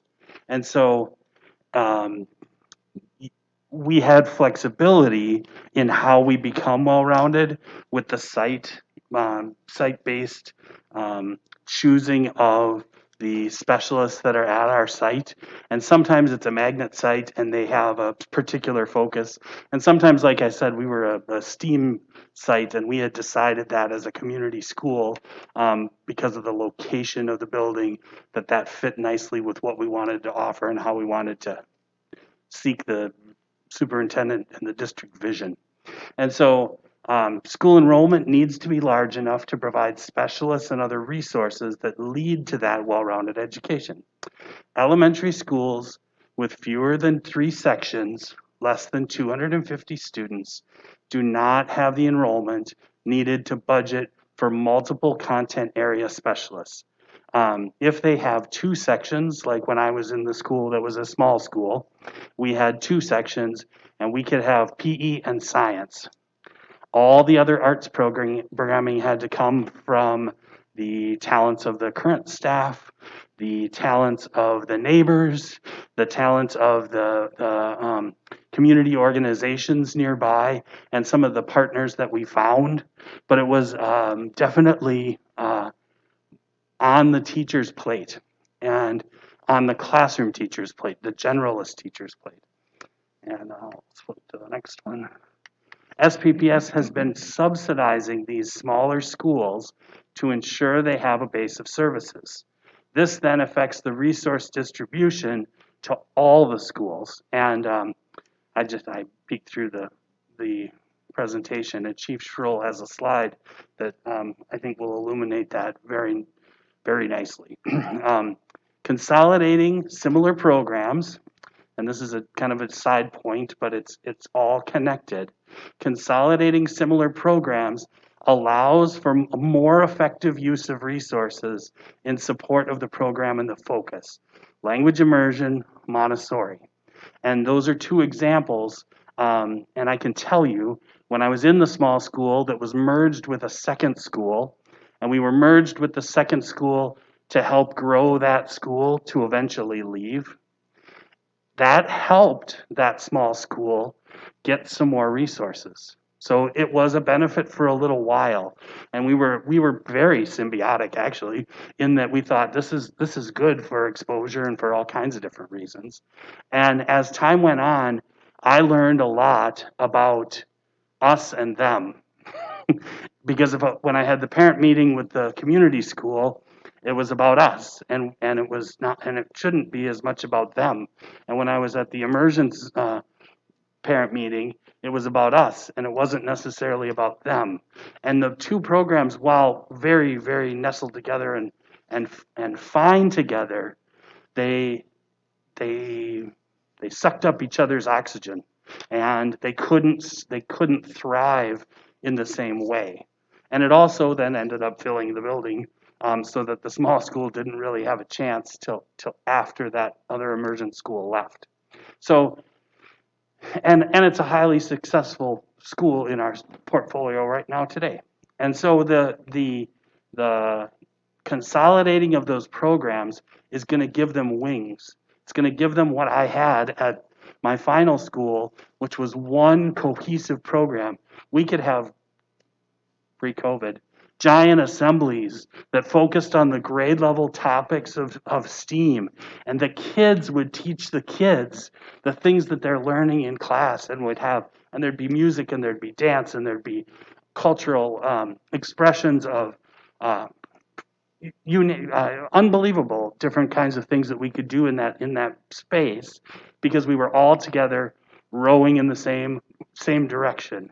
We had a music teacher, or we had an art teacher, we had a science teacher, we had a PE specialist, we had an extra coach, we had several support teachers, there was just a plethora of things that are not available when you're in the two-section small school. And actually that two-section small school, after I left, ended up getting smaller, and they ended up having splits. The teachers in the three-section school have a team, and those three would take care of each other. And they would take care of each other, and they'd share bus duty, and they'd share hall duty, and they'd share curriculum. And if there was a sub in one of the classes, those two would go make sure the guest teacher felt held up and knew what they were doing that day. And if there was a missing part of the day for a plan, they'd just share their plan. And it was nice. If you have nobody to collaborate with in a very small school, it gets really frustrating as a teacher. And I think the families could see the difference across the programs. They would be supportive, and they would love the school, and they would love their teachers, and they would love the kids, and the kids loved the schools no matter where we were. They loved those schools. The stream of kids that you've had before you at public comment, they love those schools. And I can tell you the kids in the schools I was in, they loved the giant school. They loved the small school. They loved the immersion school, and they loved the just right school. So that part teachers are great at. It's all the other stuff that comes along with being this ideal sized school, which has a base of 3 sections. Envision gets us there. Merging the smaller programs with the programs focused program focuses ensures overall distribution of district resources is more equitable and has a greater impact. We don't have to use the subsidy or the extra funding that one school has created to send to a school that just doesn't have quite enough. And in the end, the most effective program I worked with was that ideal side school. And it actually was, it had the capacity to grow, and it was growing. And that's all because of the ability to have a tour and have a product and have a one consistent message and plan across the entire staff. So it's about the teachers, it's about the students, it's about the families, and it's about the education that we give to provide for the students using the public's money. And with that, I'll take questions. Questions by board members? So I had a question. I'm the one who brought up this topic, and what I'd like to know is what are the well-rounded schools we have right now? Can we identify maybe a few of them and where they're located? Through the chair, Director Vu, the answer to that question is difficult to answer. And the reason I will tell you that is because we have many funding streams at play at the same time, and principals of schools find a way. They find a way to make opportunities for kids to have a well-rounded or as well-rounded class experience as possible. One of the things I would mention is that there are many staff in the system. So a school will say, oh, we have music, but then they don't really tell you that they have a .2 music teacher, which is 1 day per week across the school year, and they come in and do one class. So to say I'm a well-rounded school, I can put it all on paper and say, oh, we have music and dance and theater, but we rely on community partners, and we rely on well, the PE teacher does a dance unit, and then we rely on the artists in the neighborhood, and we have one art group that we work with exclusively for a week, and they do a large project. And so it checks the boxes, but it's not a truly well-rounded full-time specialist like we get when we get to 3 sections in a school. The schools that are less than 300 students that do not have 3 sections of classrooms in that school. And so they may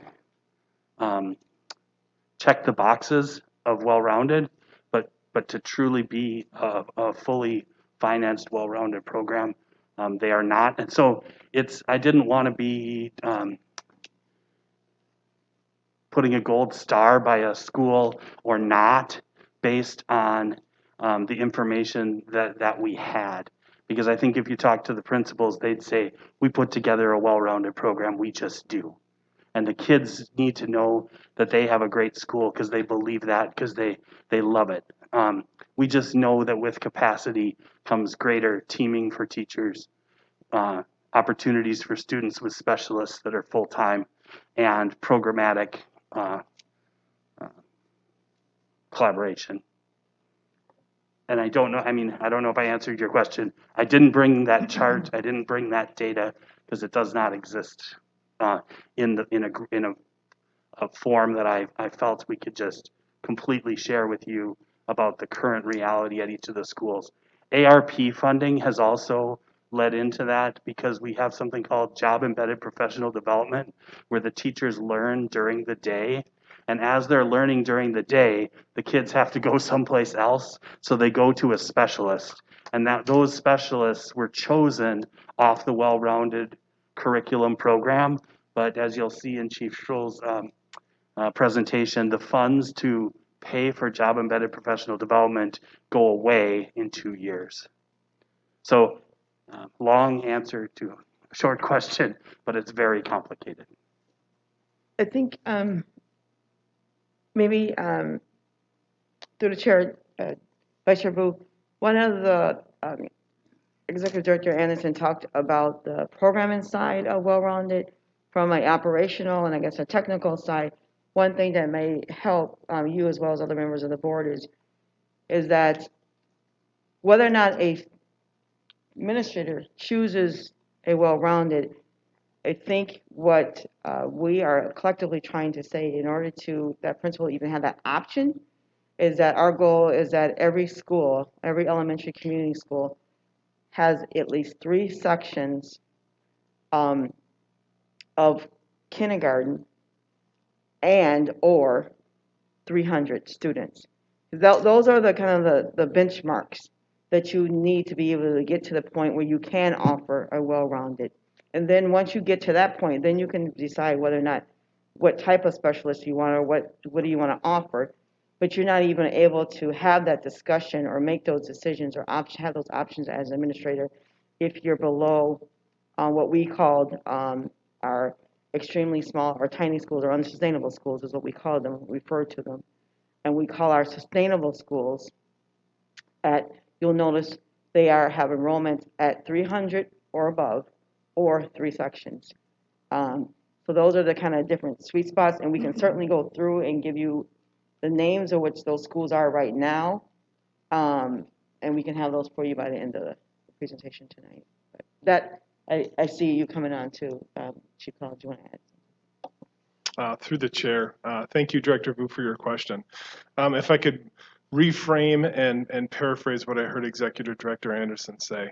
To your original question of how many schools are well-rounded schools, most, if not all, are currently, and that is only because of the ARP funding and subsidies that they are receiving based upon a district decision to implement job-embedded professional development. If you remember from this summer when the question came up about what is job-embedded professional development, I talked to the board about buying time for teachers to engage in professional development at elementary can only happen if we subsidize and provide them with additional specialists.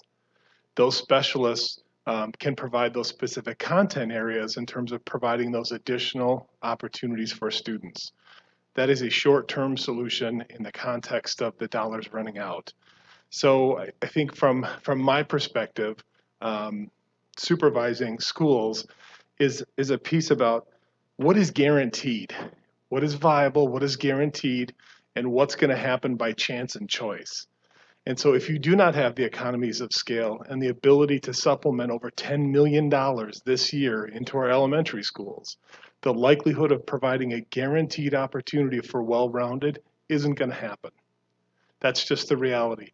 If we think about what happened pre-pandemic, most of our schools that were below that threshold of 18 sections weren't well-rounded. So I think it's that piece of saying, if you were to look at the total number of sections right now, it provides a picture. If you take that supplemental funding out in terms of what we're providing via the ARP dollars, it provides a different picture. And that's why it's a little bit complicated to answer your question. But if this is about looking at long-term and viability and making programmatic promises and commitments to parents about what we want to provide to each and every student in every building, you will be challenged to do it in small sites.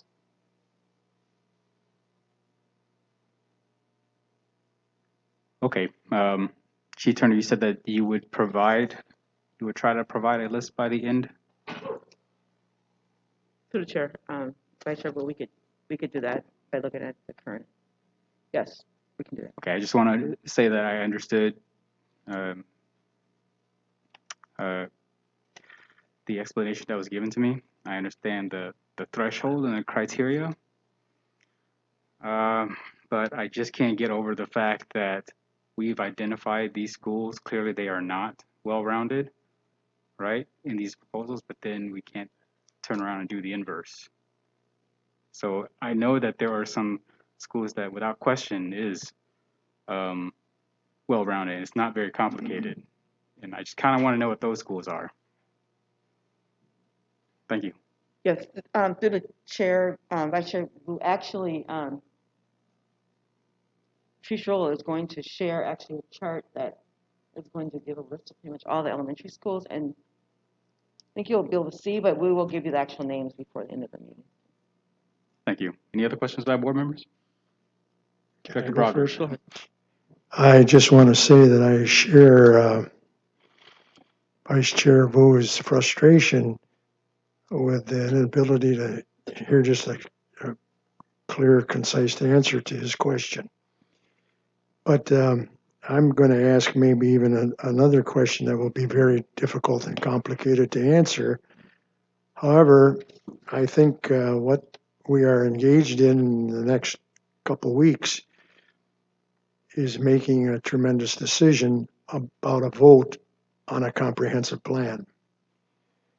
And I don't think there's anyone at this dais that does not believe in the concept of well-rounded education.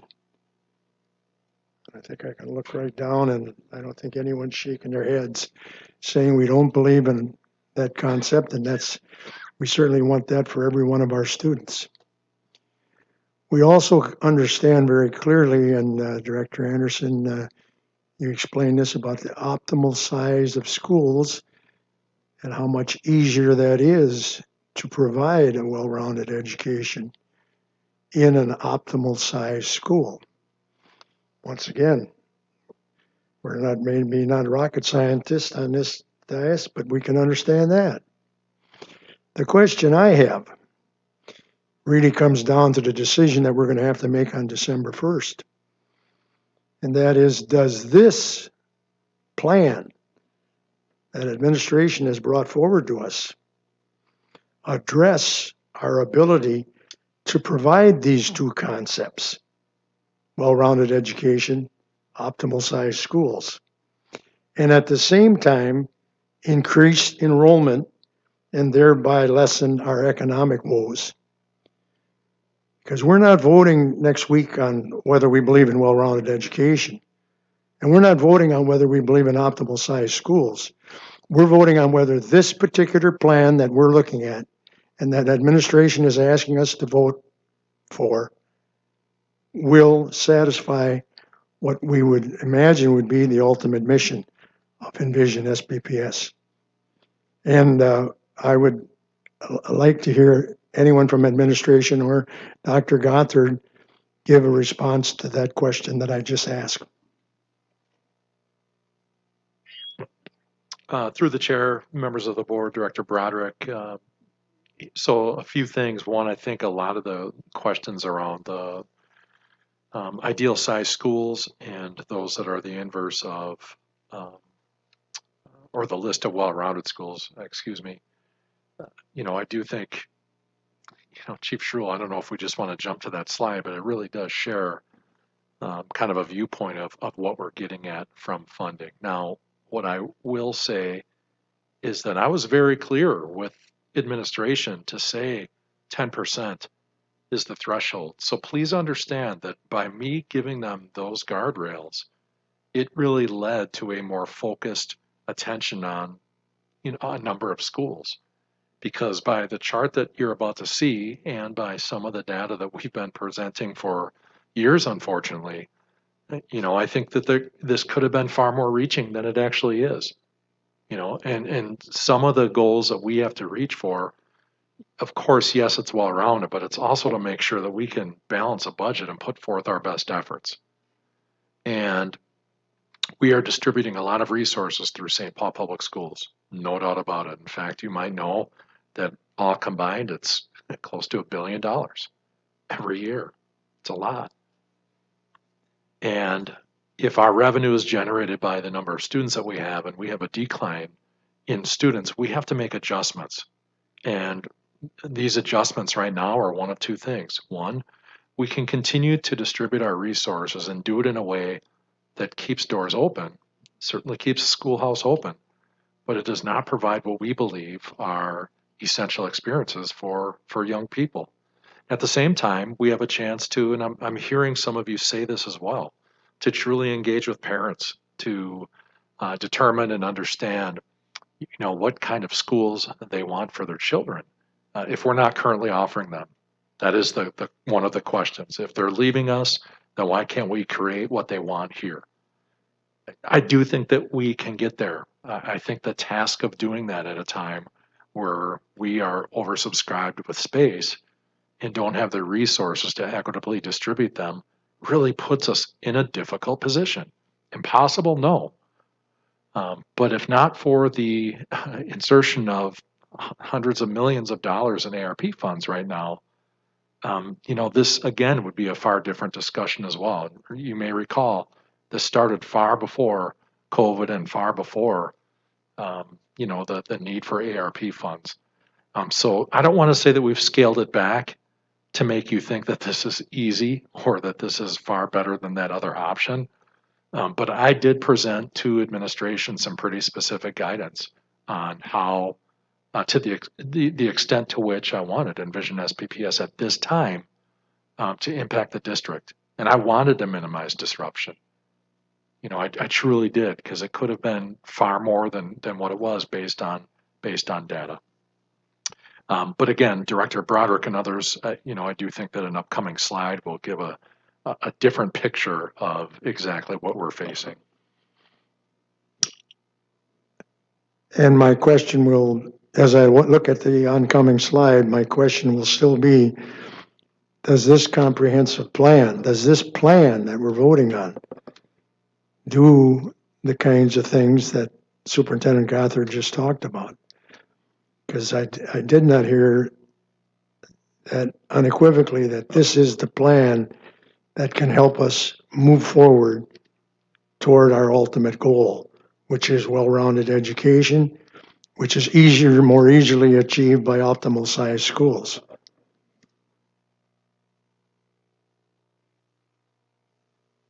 Questions by board members? Director Carrillo. Yes.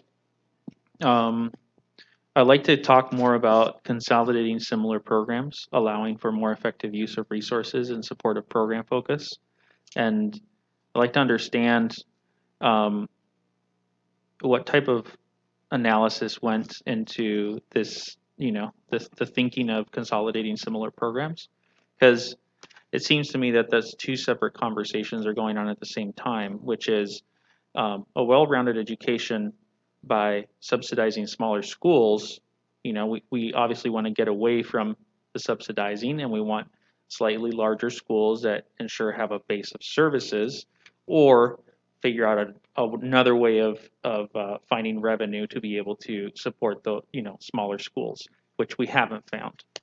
I'm trying to understand here, a small school of 250 students, and sorry to say here, I see this number of 250 students, but I've heard of 300 students. So which one is it? Is it 250 or 300 is the threshold for an elementary school that can support 3 sections?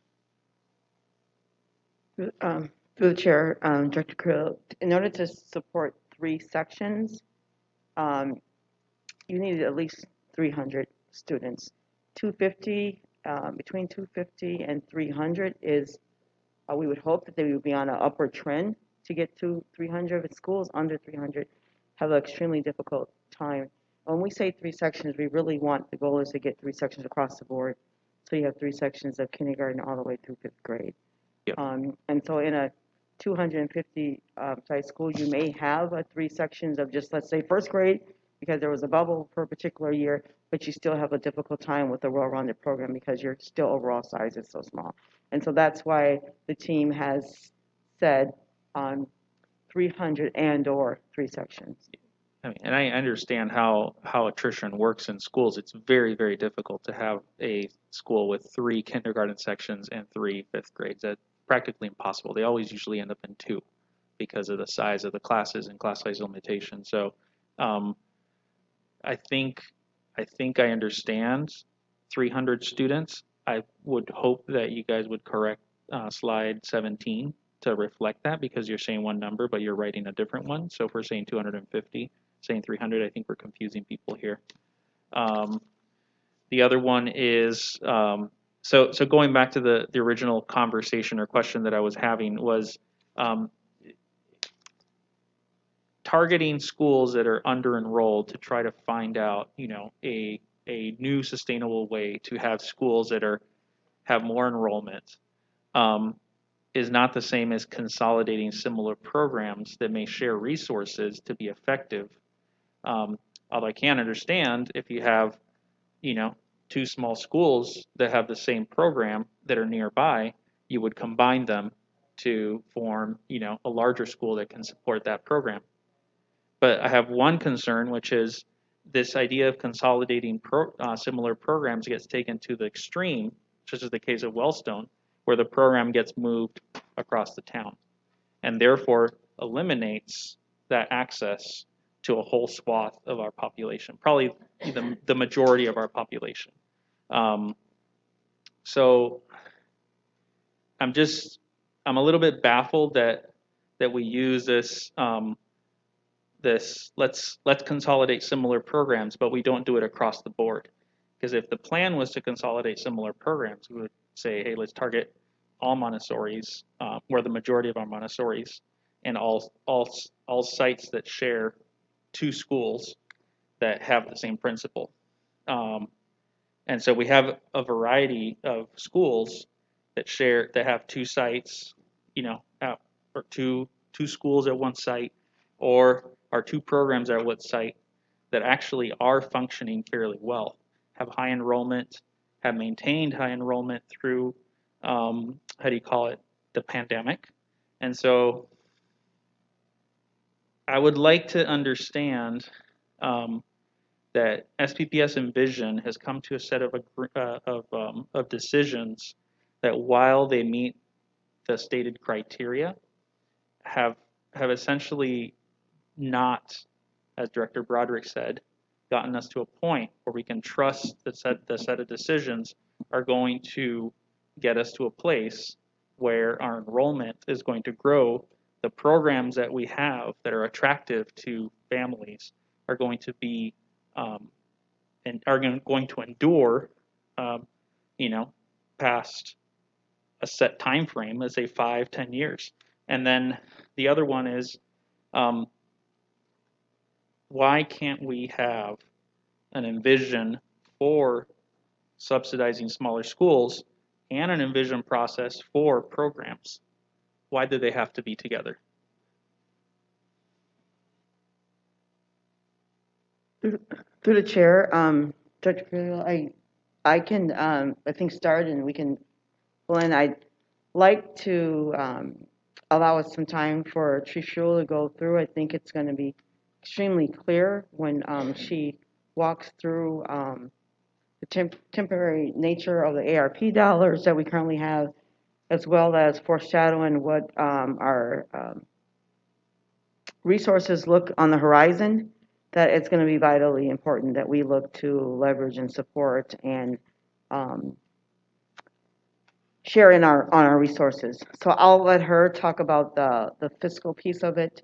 But I think just from a programming side, and Dr. Obama shared last week, and certainly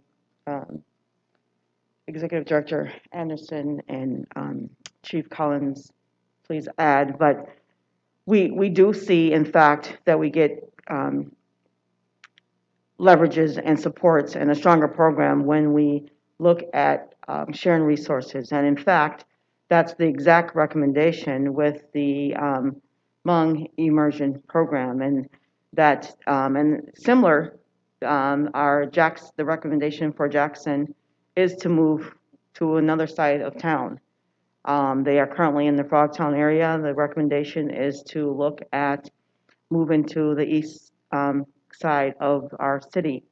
Although that recommendation came with the priority of it, they felt, and we agreed as administration, that in order to provide a strong pre-K 12 Hmong immersion, Hmong cultural program that's sustainable, they're better together than apart, and that they can offer a more enriched program for their students. Staff can share in on professional development time. They can share in on resources. Rather than being a competition with one another, they are working together to be one strong program. And as I have shared before, what our data says, not just St. Paul Public Schools, but the national research says around immersion programs is that you need to be able to have a strong base.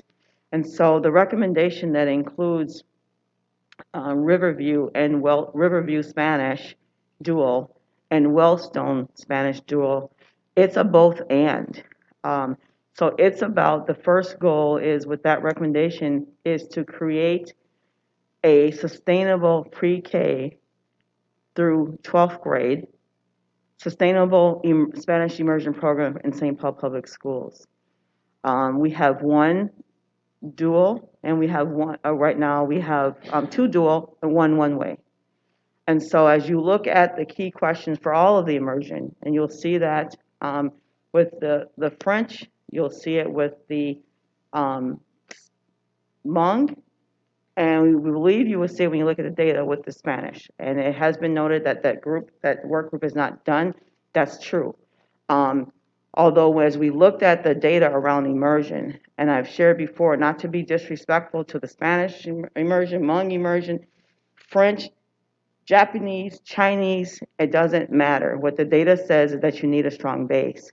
And so with that recommendation, we see a stronger base between Riverview and Wellstone. So, and you are right, Director Creel, that Wellstone as a joint school with BioSmart, they meet the parameters of a well-rounded program. However, Envision is a comprehensive plan. And so in order to get to a strong pre-K through 12 Spanish, dual Spanish, is that it takes both of them coming together to do that. And we have said and looked at the data why Riverview versus Wellstone is because of the need to have at least two programs, not leave the west side with just one physical school in that vast neighborhood, that vast side of our city. Would be detrimental to that city to have one physical school in it. That's not the same case where the Wellstone building is currently. We have said that there's buildings in nearby neighborhoods that families. And you're absolutely right that we may lose some families, as we have said with Envision as a whole. Our data says, our research department says, as in other similar decisions that this district has made, across locally as well as throughout the nation. Anytime you make a parent choose a school or different option, we potentially have the risk of losing somewhere between 22 and 30%. That's what data says. Although this is a long-term sustainable, which in the best interest of this district and in the best interest of those particular programs. And we have heard from that community that they were very well may leave to go to Maplewood or go to, Cesar Chavez or some of the other programs. I find it interesting, though, as families choose to leave to go, is that we're suggesting that we go to another program that's going to be two programs strong together. They will receive transportation to that particular program, but yet and still people are opting to go to a whole nother city, potentially, to go. And that's very well maybe what they choose to do. That's where that recommendation rests. It's a multiple factors with the Spanish. And again, we've seen it with the MUN recommendation as well, that the two programs together offer a much stronger program for it. And you probably think, Executive Anderson, you've said everything, but is there anything else that you want to add around the academics, the advantage of Montessori's being together or merging?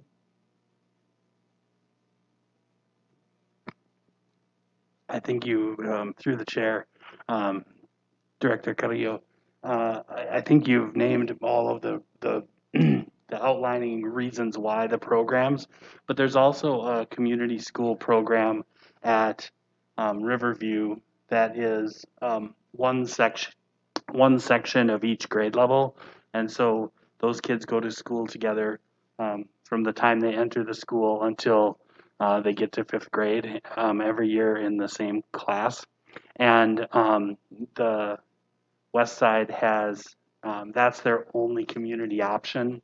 And so a well-rounded West Side community school was also a goal of the Envision process, and the looking at where facilities were and what programs could be strengthened through bringing them together and making them more robust and more sustainable and more attractive to be well-rounded programs.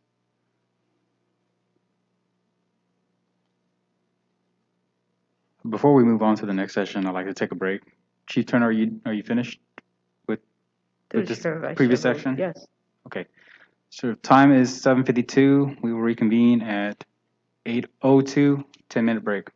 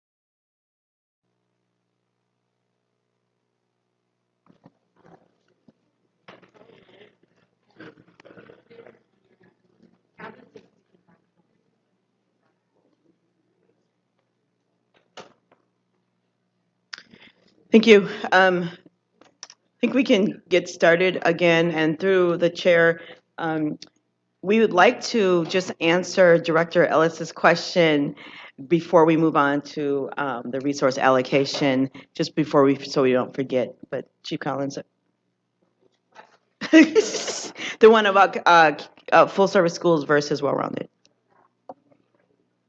Through the chair.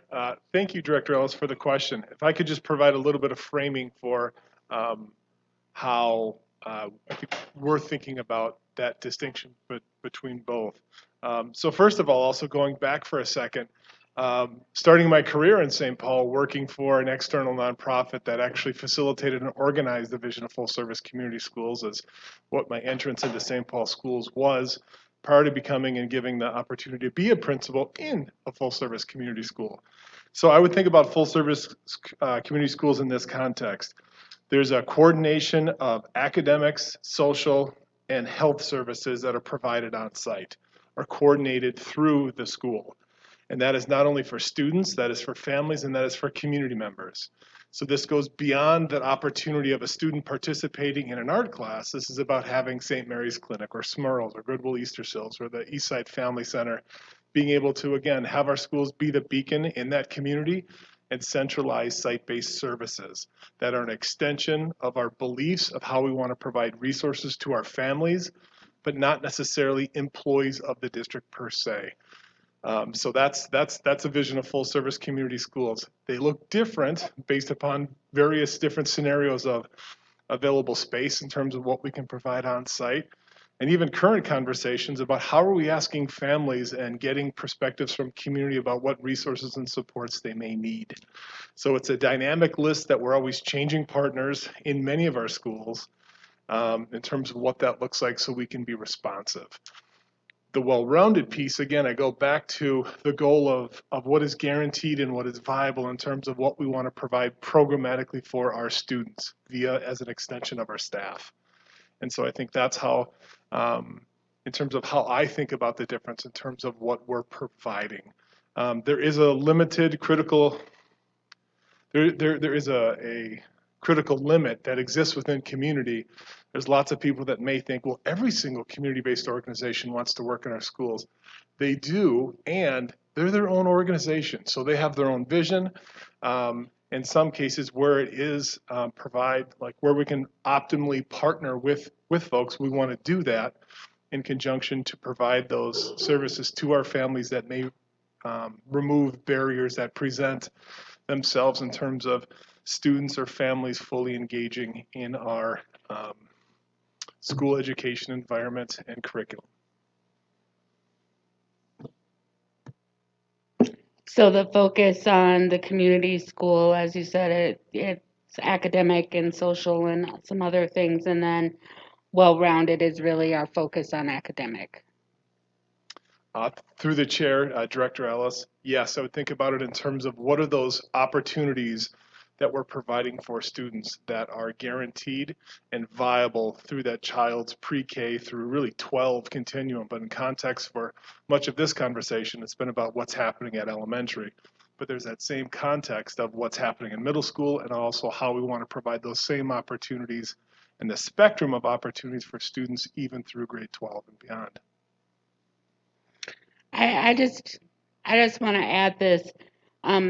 When we're talking about like the offerings in St. Paul Public Schools, and we know we have a lot of them, right? You can choose a language immersion.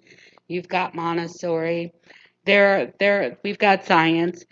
We've got all of these different schools within the district, and families choose them knowing that, you know, I'm going to Montessori and my kid is going to get in Montessori education.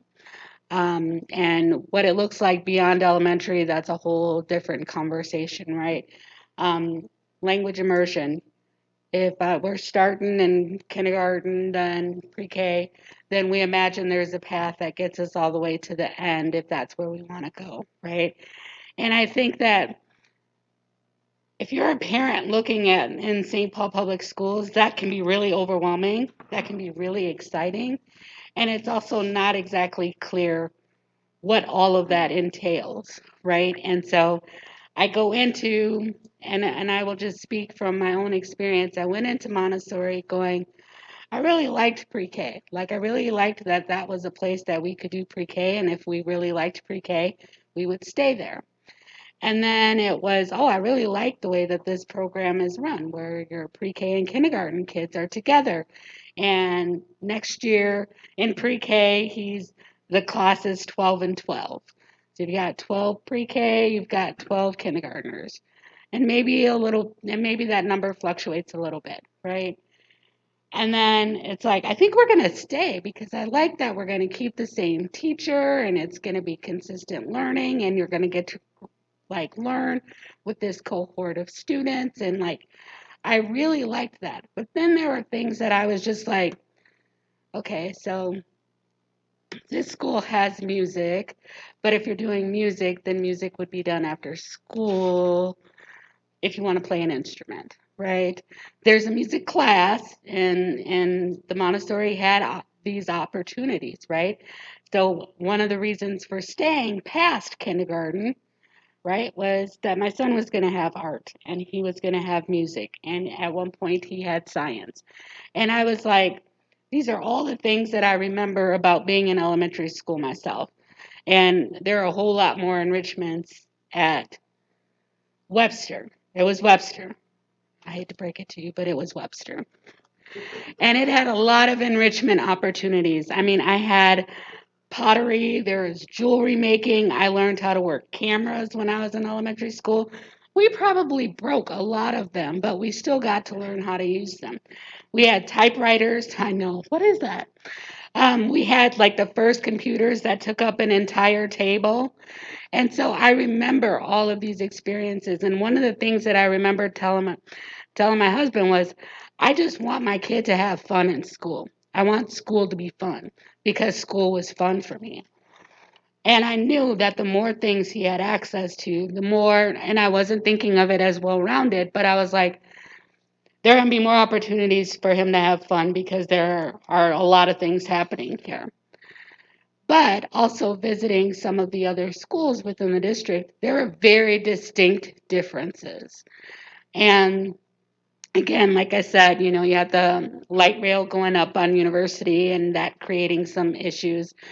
But just thinking about Hancock, because I think it was still Hancock then, thinking about Hancock and then thinking about Gaultier and then looking at Ben Mays. And I was like, okay, so all of these are here and they're all different, right? And so I think on the one hand, right, like that difference is great, right? Because you can sort of try to figure out where your kid could like really thrive. And at the same time, I was like, well, how is it that we have science and you don't have science? Or how do you have gym or not have gym and we have gym? And we have gym for a week at a time. And how many times do you have gym?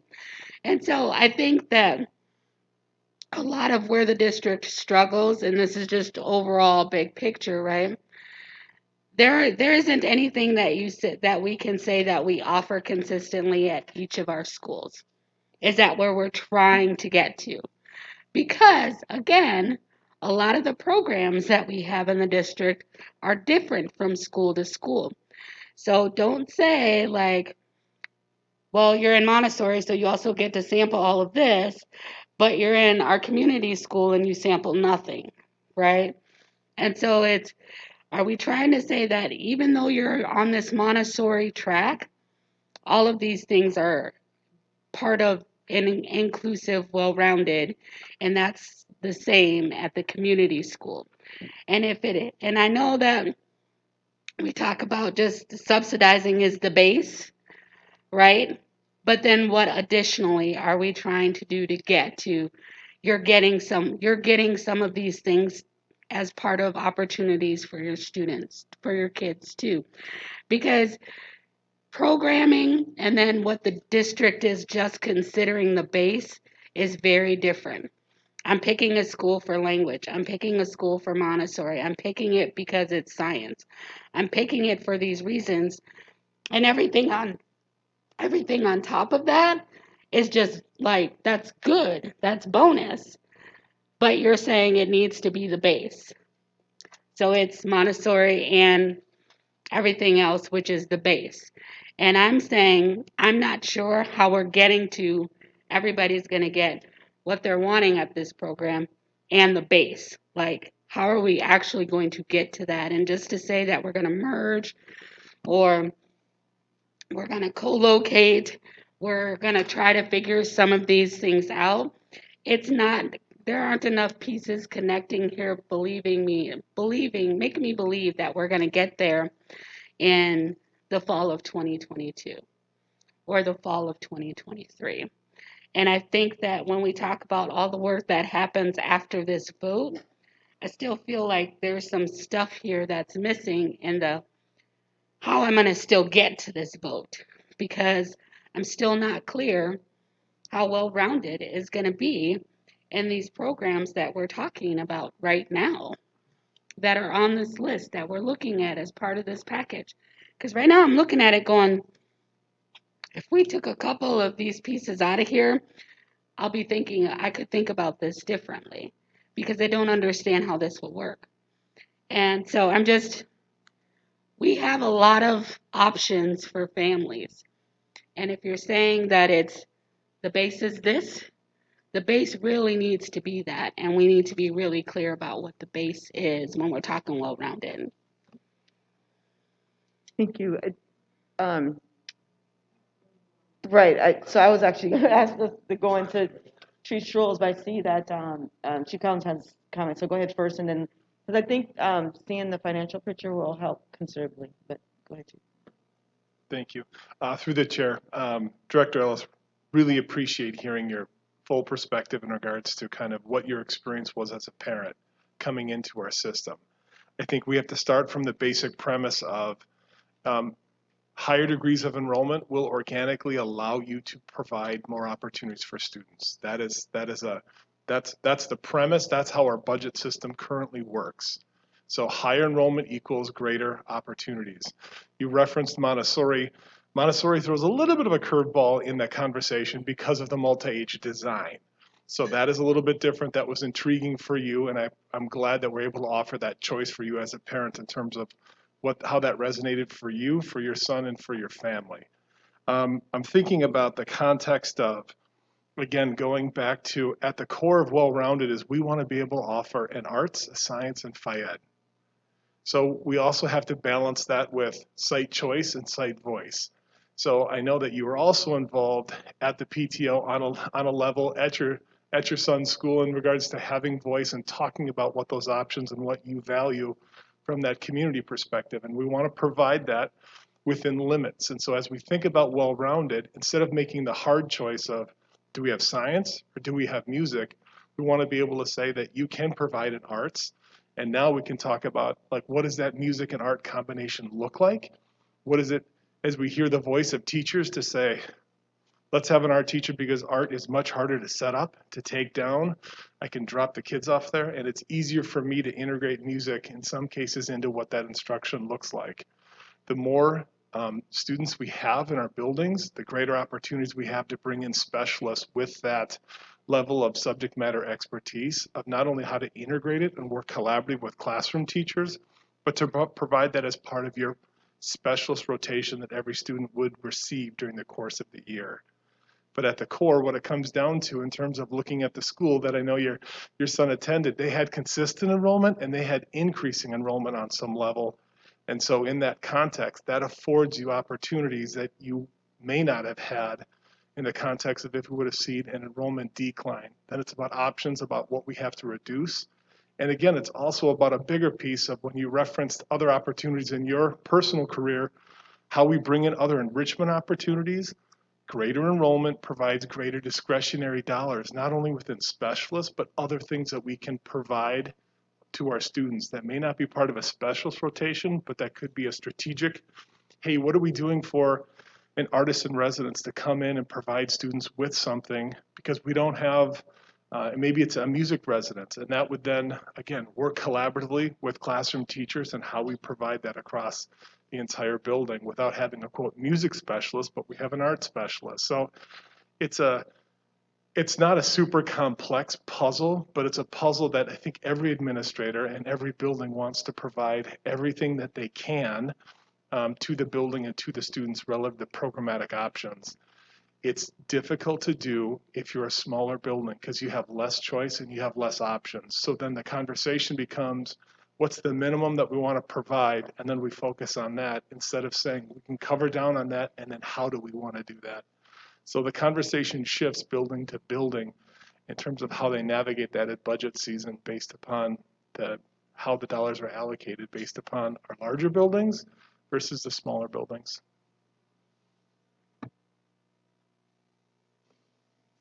Director Kopp.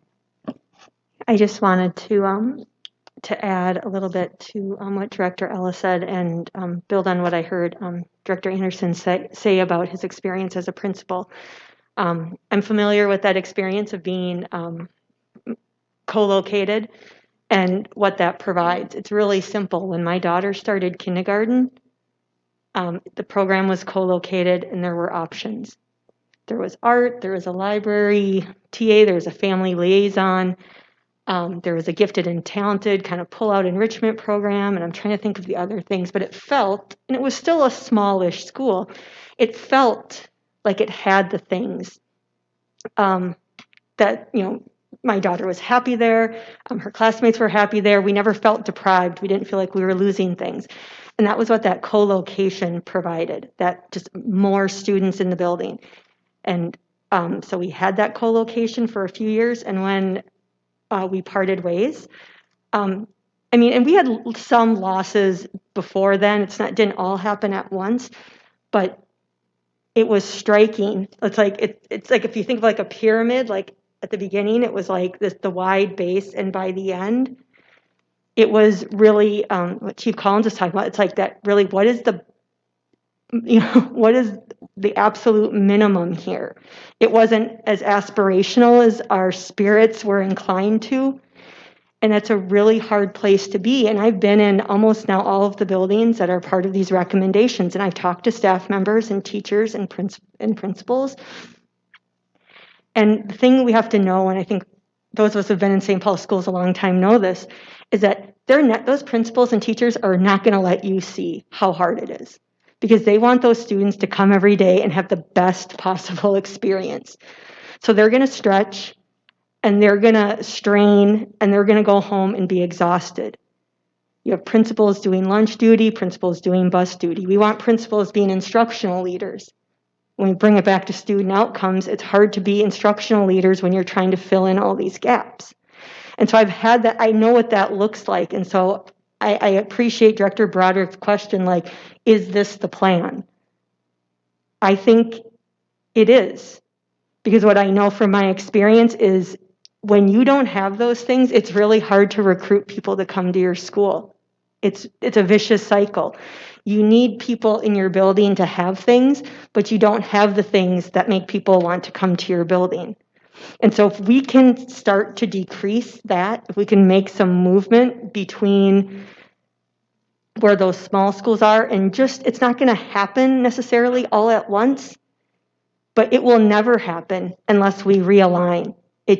There isn't room for that. And as someone who likes to dream big and think crazy ideas, and a lot of people in this room know exactly what that looks like, this is the foundation we have to build from. When people say, what's the enrollment plan? This is the enrollment plan. This is being excellent everywhere.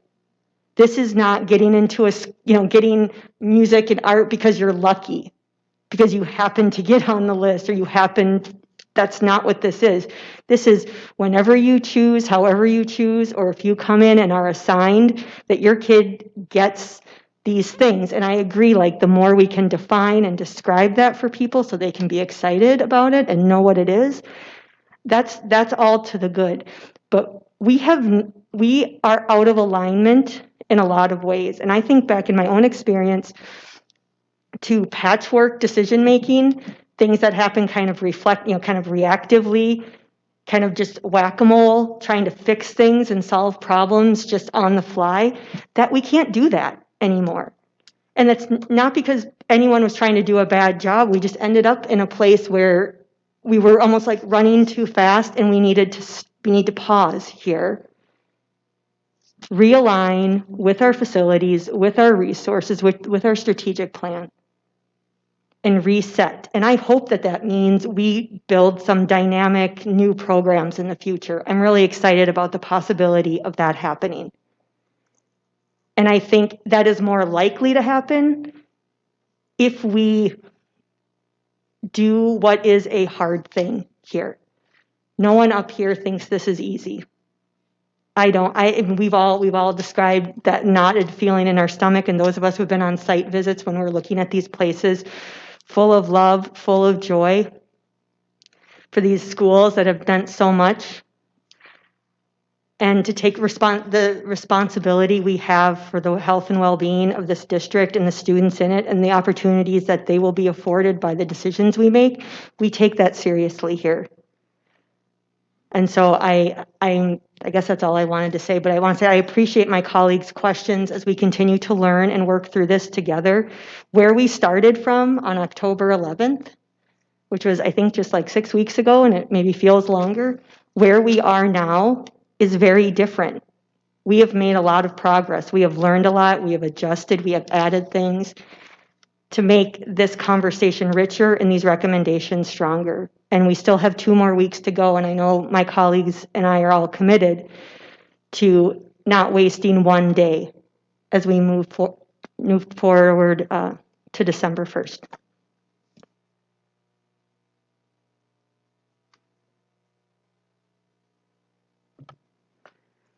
Thank you.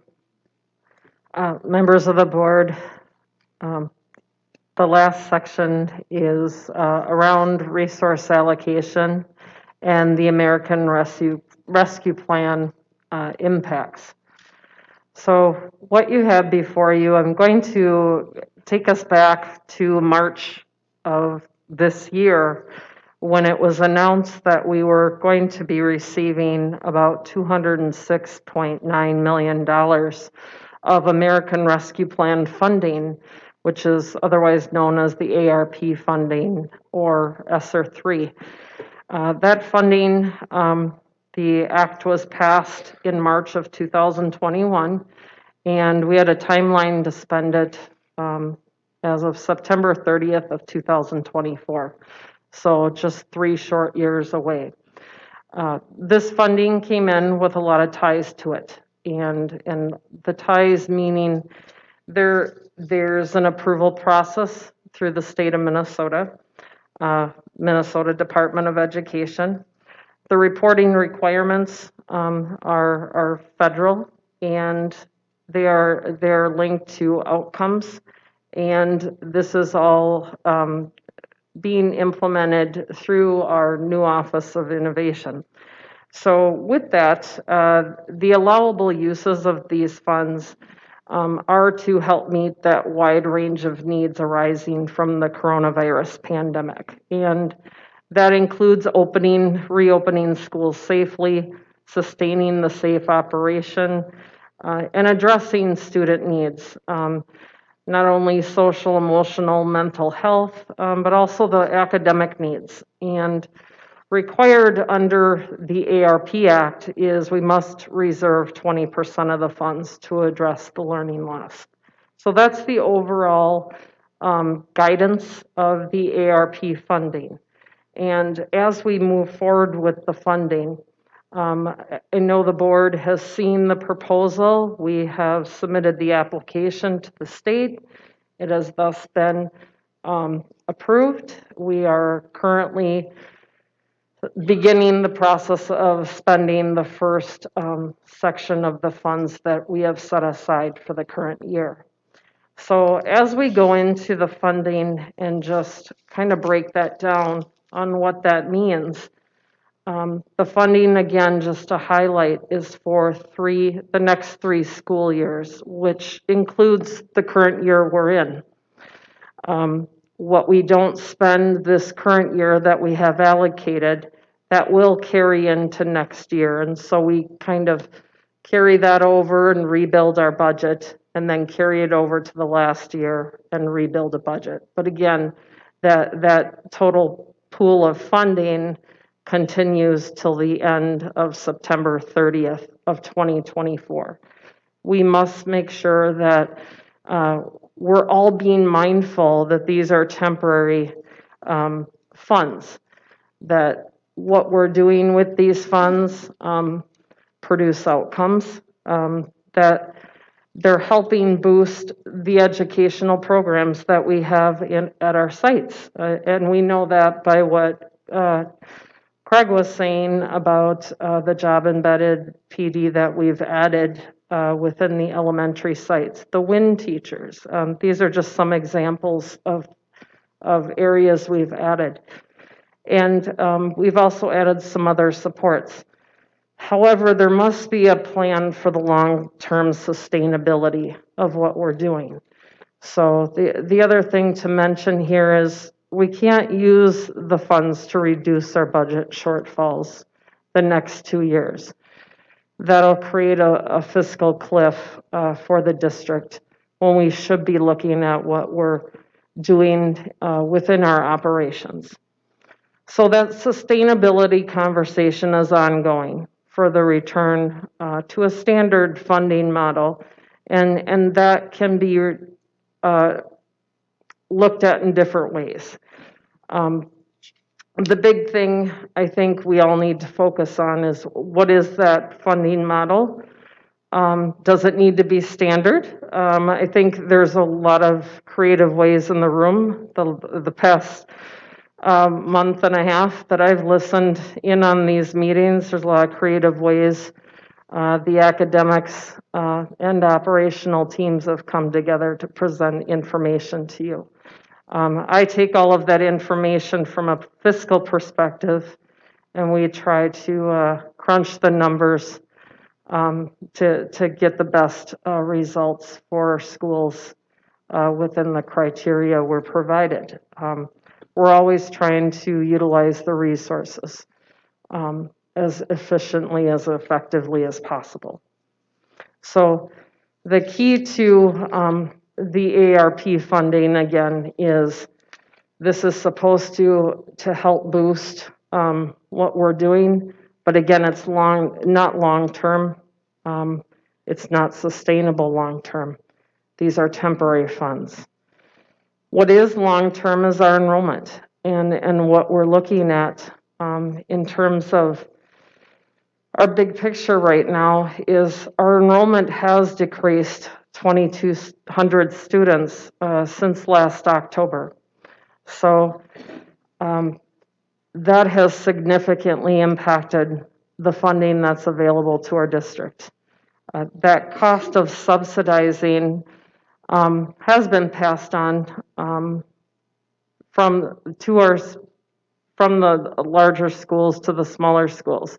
We've actually had to utilize other resources. And I'll bring that back to what Director Ellis said. There's a basic allocation we put in schools, but there's also the operational costs of a building. We have, for example, what the resources are from a facility standpoint, your transportation costs, your nutrition costs, all of that comes together within a building also. But then you have your programming on top of that. So there's additional scoops of what you're adding to an overall site. So all of that has to come together in order to maintain a school. The other area is when we're considering sustainability, we have a strategic plan, SPPS achieves. When we're preparing our budget allocations, and we're tying those to enrollment, there are multiple areas of criteria we use in our school allocations. And we review those each year with our academics and operations team. Those are provided to finance in order to prepare allocations. Those long-term should be linked to our student outcomes. That's our overall goal here as a district. And so linking that to the well-rounded education What are we giving to our students? And so that all has to be tied again. What are we providing at our sites? So I believe this is where Dr. Gothard had mentioned a slide around our enrollment and how it's impacted our overall fiscal picture the last few years. What you see before you is our October 1 actual enrollment for the district on the first line, and what that overall annual change or trend has been the last 3 years, and what the budget projection has been in the spring when we've prepared our budgets around that March, April timeframe. What you'll see since fiscal year 2019 is we've been in a steady decline, and it's been climbing each year. And since last year, it's actually doubled. And what you'll see there is our enrollment decline just from fiscal year 20 has impacted our revenue, not only by 6.2 million, but just the year we're closing out right now, which is the year ending June of this year, 7.3 million. But what's really more not shocking, but really it takes people aback is the current year we're in, that projected enrollment that was 33,781. Our preliminary numbers for October 1 are 32,594. If those projections and the actual October 1 data as we have it today, which was October 15th, we have some time yet with the state of Minnesota to certify those numbers. If that comes in the way those numbers are looking, that's a revenue impact of about $19.4 million. So again, that is what we are looking at as far as a fiscal impact. Again, I am providing data. This is data. Again, I'm not fully trying to link this to anything around you making a decision one way or another around Envision. This is to provide data and facts of where we're at as a district. And if this perpetuates into the future, we could be seeing a trend here going further. What we need to be aware of is there is an enrollment issue here in the district, and it's continuing, and we need to mitigate, take steps to mitigate not only the decline, but the cost. And there's a cost to the district in how we're having an operation. The next slide here points out what you'll see in front of you is just a snapshot of our pre-K 5 sites. And this is just to highlight again our current year, fiscal year 22, the school year we're in. What you'll see is the red bar or the red line is where we projected school enrollment earlier in the spring when we allocated the budget out to sites. So that red line just again is their projected enrollment along with the number. So you'll see the number reflects the enrollment that we based the budget on. The yellow line is the October 1 actual enrollment, so just recently, the actual enrollment that is at the sites. So what you'll see is the closer the yellow line is to the red line, the more on target that enrollment is for the site.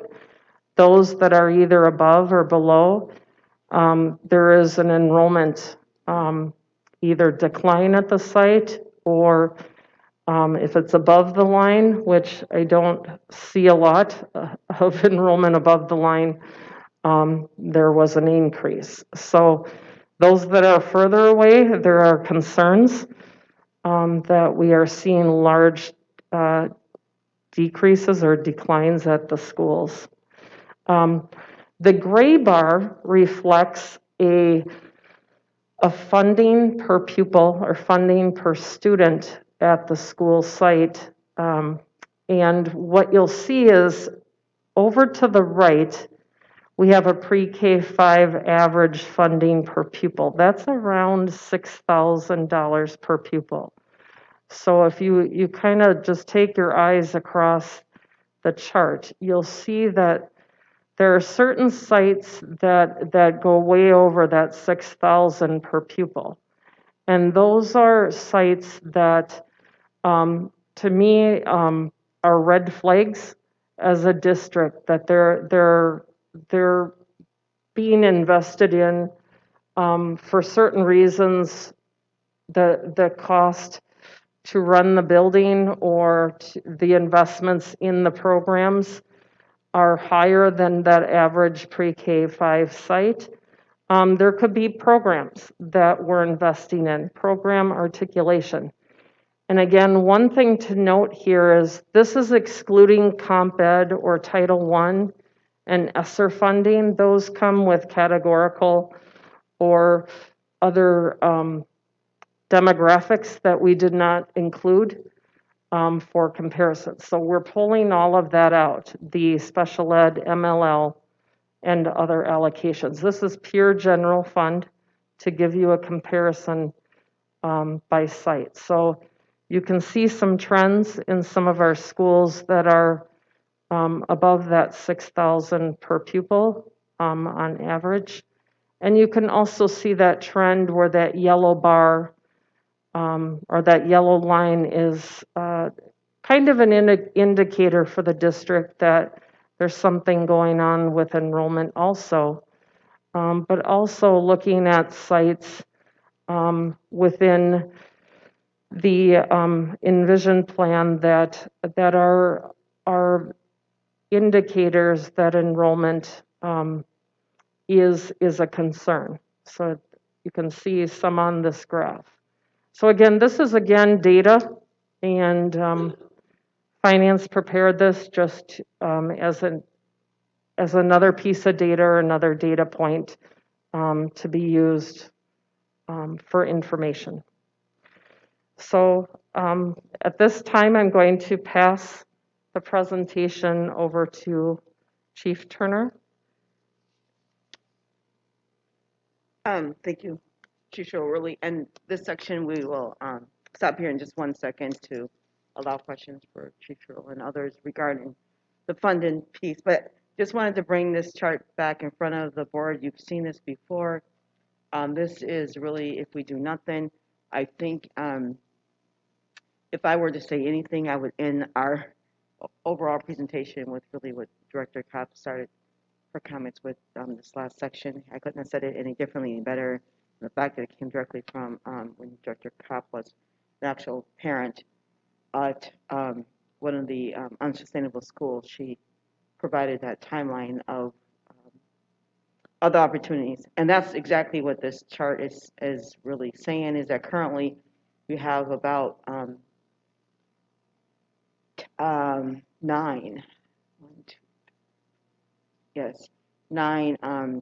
schools that are below the 300 mark, which we again are saying are unsustainable, not able to offer a well-rounded program. If we choose as a system to not do anything, that number of unsustainable buildings continues to grow. And our buildings that are able to offer a well-rounded program shrinks. And then again, gets back to, we just have fewer students in our overall system.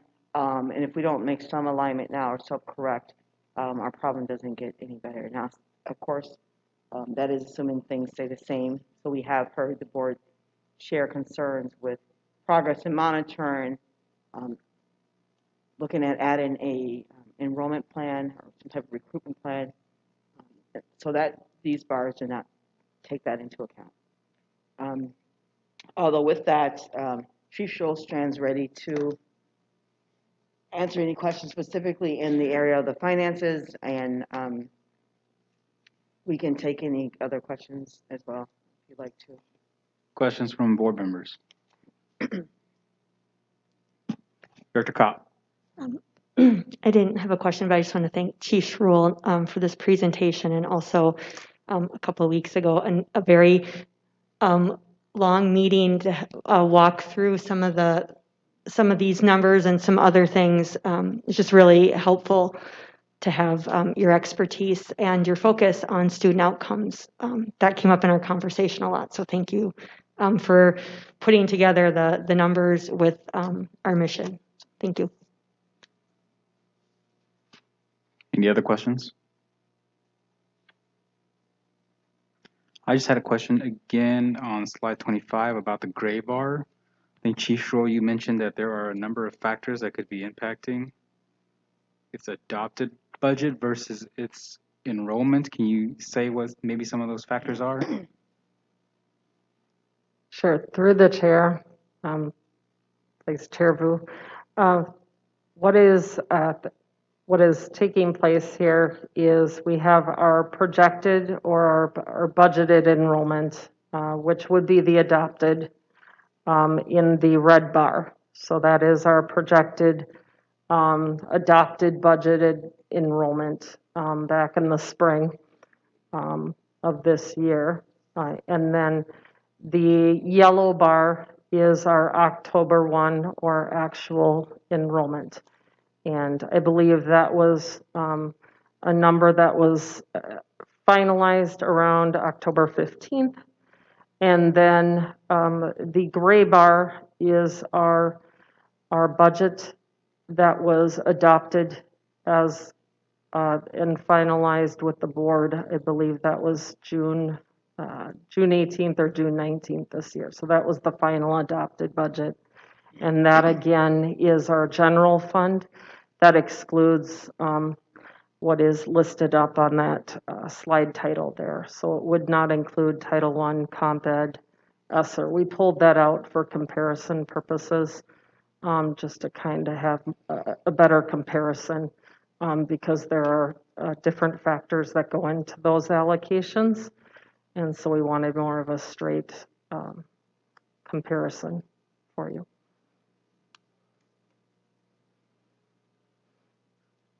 Thanks for that explanation. But I suppose I have to pull something out here to get my question answered. For example, Cherokee Heights Elementary, big discrepancy between its enrollment and its funding per student. Can I get a better explanation of what that difference is?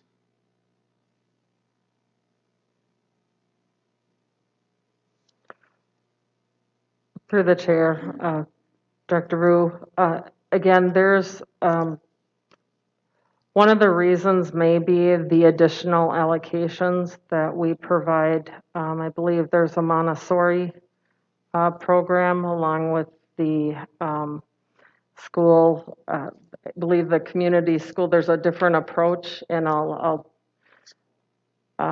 there's also a swimming program. I'm going to also defer to Chief Collins here, but there's different programs within Cherokee also. I think the largest piece is we allocate for Montessori in a different way at that site, in addition to the school that we were, the articulation at that school, we were, I believe, at a point phasing out. Through the chair, Director Vu, thank you, or Vice Chair Vu, thank you for the question. I'd have to look at a breakdown, but specifically to follow up on what I heard Chief Schruel say, they have a swimming pool. And so To function in a swimming pool, we need to subsidize and provide an additional staff member because that staff member is not part of a core allocation that would be provided. So it would be, say, FIA teacher and an additional educational assistant that would be provided to that building. In addition to the Montessori design, because it's already multi-age, what's difficult in a Montessori is to do a multi-age on top of a multi-age, right? We made a programmatic commitment to have, again, Children's House is pre-K kindergarten, E1 is grades 1 through 3, and E2 is grades 3, 4, and 5. Sorry. So in that context, we have to make sure that we're able to provide that commitment surrounding programming to the families in regards to what that Montessori design is. And so again, based upon enrollment and based upon us not being able to get the exact number of students that equate to a perfect kind of, X number of students divided by X number of teachers equals this, creates, frankly, just kind of inefficiencies. And so again, making sure that we commit ourselves to providing that. You do have to supplement and provide additional teachers in that context. And even in the Children's House design, you're also then subsidizing and also providing additional paraprofessionals because there's 4-year-olds in the room. And then on top of that, because everything is connected, every teacher that you add, you also have to add 0.2 of a specialist to be able to provide and cover down the contractual opportunities for that teacher. Thank you, Chief Collins. Either Chief Schroll or Chief Collins, could you maybe, to help Vice Chair Wu, I'm just noticing J.J. Hill, if you look at Hill Montessori, it's more closely aligned. And so that would be an example of where by combining the Cherokee Montessori with the J.J. Hill Montessori, you are now gaining some additional efficiencies that Cherokee alone is not able to gain. And there might be a different way to explain that, either financially or program-wise, but through the chair, Director Vu and Chief Turner to that conversation surrounding Cherokee, I think the way that I would think about it would be identifying those numbers of students that are identified at Cherokee of 190 students, transitioning those students to J.J. Hill where there already is a general economies of scale will provide, yes, some additional sections, but in context of already having X number of specialists and opportunities, you're then able to have a conversation at J.J. Hill that would say, we currently have this. Now what else are we going to offer our students in context of what a well-rounded opportunity looks like without having to think about it in the context of saying how and what do we need to subsidize at Cherokee to basically have them safely open their doors and provide a viable program that we've committed and provided a guarantee to parents with. All right, thank you. Questions by any of the other board members? Director Broderick. Follow up to Director Vu's question. And I hesitate also to pull out particular schools, but there are at least 4 or 5 schools where the gray line or the gray bar is very high in comparison to the enrollment. Can I get, is there an additional, and I would also look, as I look at those schools, it seems to me that they would be schools that would be probably receiving quite a bit of Title I, Comp Ed, or maybe even ESSER, Special Ed, whatever, all kinds of additional funding, which would mean that they probably would, per pupil, maybe even much greater than other schools. So maybe just make it clear how that works, but then I suppose to use my worn out cliche, the $64 question is, are those schools where we are spending, which appears to be a significant greater amount per student than we are at other schools, are they providing a well-rounded education now because of that additional funding? And I think I might direct that question to the academic folks. But Marie, Chief Schruel, you can plug in also. Through the chair, Director Broderick, yes, those, again, as I'm reading the graph along with you, that gray bar does represent that per pupil allocation, and it has a long list of categorical funding that is excluded from that conversation. So yes, the per pupil amounts would only be larger in that context. And again, as I shared earlier, based upon our commitment to provide ESSER funding in terms of a initiative called Job Embedded Professional Development at Elementary, they then receive a well-rounded opportunity for students in the context of just those program features that we talked about,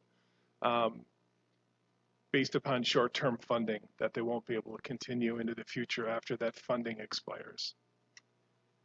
So hark back to Director Vu's question earlier in the evening about how well we are doing currently with some of our schools and trying to identify and we had a difficult time, the panel had a difficult time, and of course we're reluctant to identify particular schools, but they had a difficult time saying that there are certain schools that are where kids are receiving a well-rounded education. And then looking at those 4 or 5 schools that stand out on this chart and adding the information that they are also receiving all kinds of additional funds, the question becomes, I think, pretty simple. With all that money going into those schools, are we seeing outcomes at those schools that reflects the amount of resources that we put into those schools? How well are they doing? And will this plan or any future version of SPPS Envision correct that? Because I'm looking at schools that I hesitate to use this term, but I almost want to say some of these schools are in have-not areas and are probably very low in social economic numbers for their students. But we seem to be pouring a lot of money into those schools, and why isn't it working? And how are we going to do better by a plan like this that's going to hopefully give us more well-rounded across the district? I know I've just talked myself out of any kind of definition of a good question. And I'm looking for one of my board members to maybe help me out, or even the superintendent. I feel like I painted myself into the corner and I can't get out. Yeah, Vice Chair Vu, members of the board, Director Broderick, I think some of the challenging things is that these bars do not represent apples. It's not all apples to apples. I mean, when you look at the ratio, it's a comparison of enrollment and cost. And each one of those is going to be unique on this graph. However, it does show a picture. And in an ideal picture, what we would see is the red and yellow bars. If you're looking at a color picture, I apologize if it's black and white. And the gray bars, you would see them all matching. And what that would tell us is that we've focused our resources in a way that is far more equitable throughout the district. And it would allow us to make, I believe, I'm speaking for myself, academics team, I would be happy if you would also entertain any thoughts. But I think what it would allow us to do is generate a true analysis of, are the resources that we're providing in our schools producing the kinds of outcomes that they're intended to. And I think right now, when you see the discrepancies that you see on this graph, it's really hard for us to pinpoint what some of the causes might be and where some of the needs that we have are, for us to address. So that's one thing that I look at. I don't know if we'll ever be able to get it to be perfect across the board, but it would certainly be a much better representation of our focused distribution of resources. You know what? I would like to defer to my smarter and younger minds on the board, because I've already got a couple more questions to go, but as you know, I tend to ramble. So if there's anyone up or down this dais that could maybe offer an explanation beyond what Superintendent Gothard just said, I'd love to hear it. Okay, all right. I don't necessarily have an explanation, but I do want to reiterate the question, which is, you know, if this is the equitable way to distribute general funds per se, and if these lines are representative of the extra allocations that they would get for, say, Montessori, and I'm guessing possibly Title I, no Title I, no Title I is noted anywhere on here. But these are extra funds that they might get because of, what is the gray line then again? Because from my understanding, I thought it was above the number. Explain that. Director Allen, the red line, the yellow line just represent the enrollment. So the gray bar is what the school has per pupil for funding per pupil. And that is basically the general fund. Okay. Dollars per pupil. So I think what I heard Director Broderick asking is, some of these schools seem like they're getting more based on their needs because it's not apples for apples, is what you're saying. But a lot of times I'm guessing and I'm wondering, these schools that have more needs, are they also receiving Title I funds and other funds to help support the programming? So if they're getting more funds, and this is the question that I think I heard Director Broderick saying, is then why aren't they producing better outcomes? Why is the dollars invested in the school not giving us the outcomes that, say, the smaller amount of dollars that are invested in other buildings are giving us?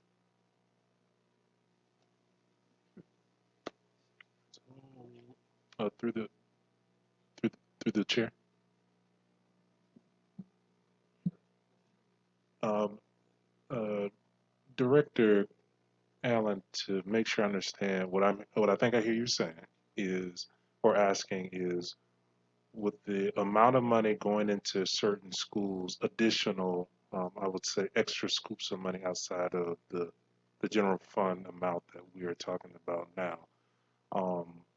Why is there a correlation or a connection with that amount of money, additional money, and academic outcomes?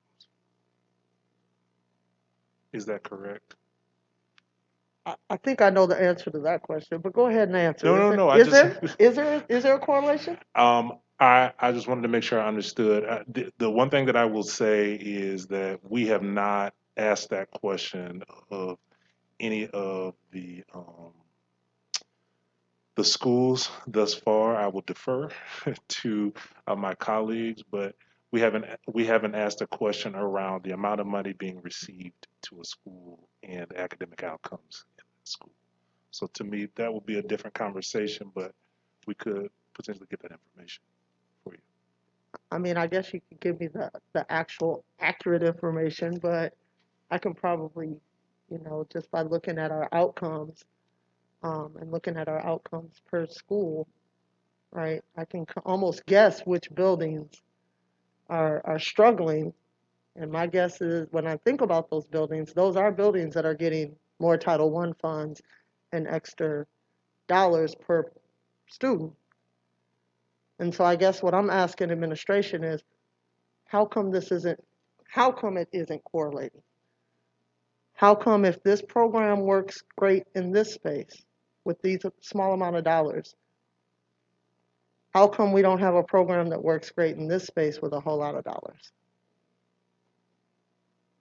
And I think that that's something we really need to kind of dive into, because that to me tells me that maybe we don't need blanket programs across the district. Maybe we need to look at individual buildings and really try to target in and use the dollars that we have in those buildings or that are being allocated to those buildings to produce programs that produce good outcomes. because everything isn't going to work in every building. But I'd love to see the actual numbers. Feel free to throw those at me, but I'm just kind of making a general observation from what I understand is happening in our buildings. Through the chair, First of all, thank you very much, Director Allen, for clarifying my question. And it just brings me to I'm almost compelled to make this remark because we often hear that same question from our critics and from our supporters. Why is it that when we put an extra amount of money into a building, we do not see what we would expect to see in terms of a correlation in terms of academic outcome? And of course, once again, that's the $64 question. Vice Chair Vu and directors of the board, Director Broderick, I just want to be clear, and colleagues, please correct me if I'm wrong here, but this isn't really depicting we're putting extra staff in a building. It's just saying that the staff we have there costs more in proportion to the number of students. It isn't as though we're doubling up on staff in these buildings, or, you know, where I could say we're going to have better achievement because we have so much more staff. I'm saying that in order to have the requisite staff in the building, and when we use a proportion of the number of students to the cost of the staff in that building, it's greater in some sites, you know, based on the scale, based on the efficiencies that we have or we do not have.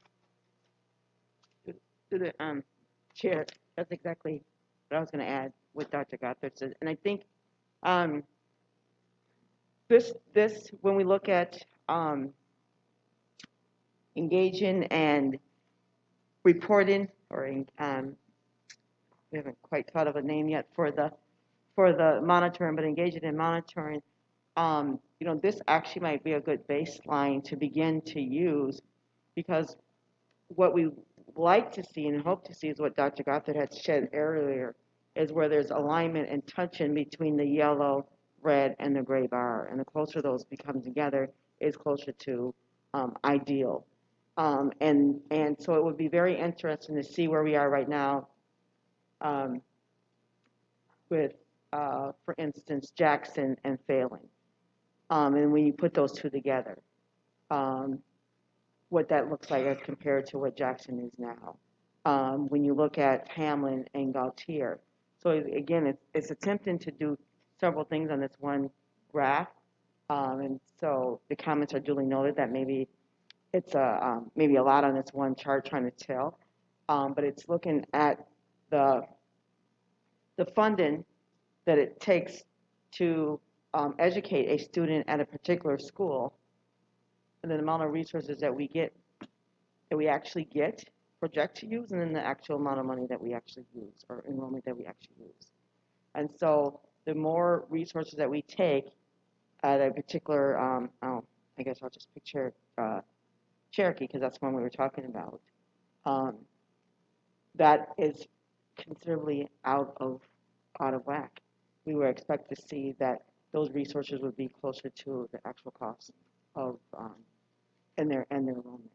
And I think that's what we'll actually see if we were to look at this again, maybe in a year after we've had some mergers, co-locations, and closures.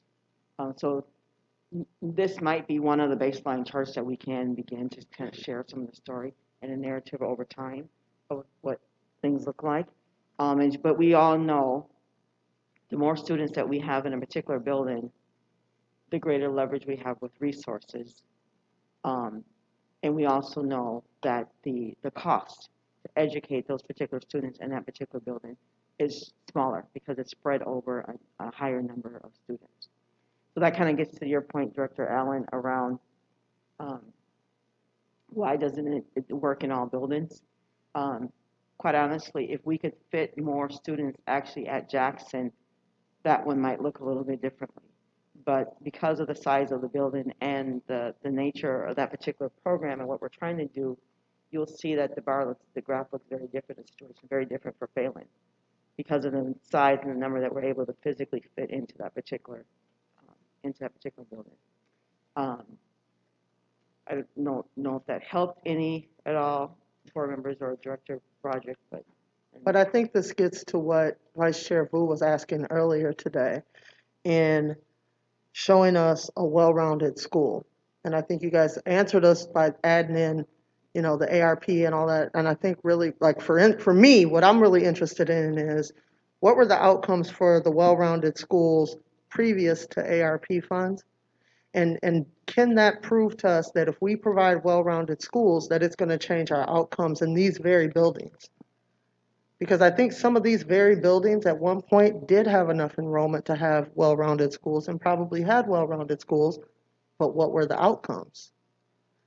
And I think it's like when we keep trying to pile all of the same type of resources on top of a particular situation, thinking that's just going to keep helping it. We're going to help it, we're going to help it, we're going to help it. But it's not fitting. And we have to get outside of the box to figure out not that they need more resources to be educated, they just need to be educated differently. They need a different teaching style. They need a different style of learning the material. And so I think rather than just kind of, piling this up and throwing resources on top of there saying, give them another pair, give them another this, give them another that with the same thing, it's just not working. So we really have to look at, on an individual level, of each school and what they actually need. And they might need some revolutionary change in their curriculum, in their program, in order to change the style in that building so that we have better outcomes. But we have to really look at what it takes to get better outcomes. Because just kind of like merging and hoping that kids will move over, we get more building, and then we have well-rounded schools. When we know we've had well-rounded schools that weren't giving us outcomes, that's not really solving our problem. Because we do have a problem. I'm never denying that. And I'm saying right now, we're all here working on what's the problem, but we got to get to the root of that problem. And I don't know if this is, by looking at this, I don't know if this is still going to solve our problem. And that's what concerns me.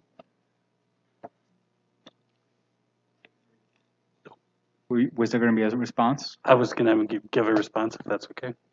Go ahead. Okay, through the chair, Director Allen. There's a couple things to unpack. You talk a lot about achievement and where achievement is at. And for 2021-22, it's difficult to say exactly where achievement is at because we had less than half of our students participate in the state testing. And so it's really uncomparable to the previous years. There was a year where they didn't do any state testing because it was canceled due to COVID. And the 2019 data is the last data point that we have that we see as,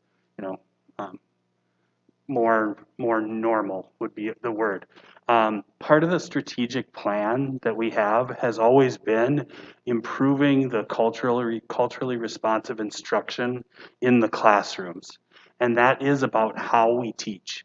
The curriculum is what we teach, and those are the resources and the things that the district provides. We've started using the ESSER 1 and ESSER 2 funds to make sure that we fully implement the Tier 1 basic curriculum with a culturally responsive lens. And that is to get at the overarching outcomes of the SPPS achieves.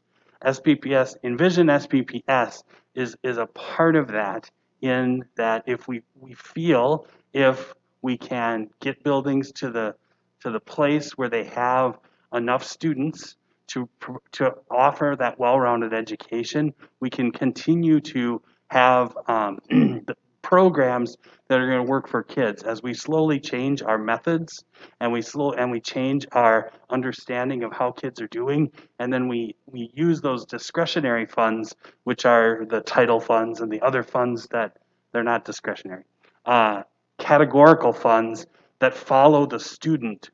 And so we have some discretion with the general funds, and that's why these gray bars are at different heights. Because we have that discretion and we subsidize the schools because of their programs and their low enrollment, with the general funding, and that's where we share from site to site. And this is it's a good picture of what it feels like, I think, as an administrator. And then the title dollars come. But the title dollars come in a package based on each individual student. And so title dollars at a school that has 500 students, and you're getting 500 allocations from Title I, is way different than getting 180 of them. And so the amount of money there too is less. And so there's over subsidizing with the general fund to keep the doors open at some of the schools that have the lower enrollment. Also, the programmatic features at those individual sites. I don't think there's any way to get that gray bar to be flat across the entire system, but I think there's a way to get it a lot closer so that it's not unbelievable. And then as SPPS achieves, becomes more successful, you have to watch that data and you have to watch those numbers, and they have to be going in the right direction. Every school has a school comprehensive improvement plan. They're working on evidence-based practices.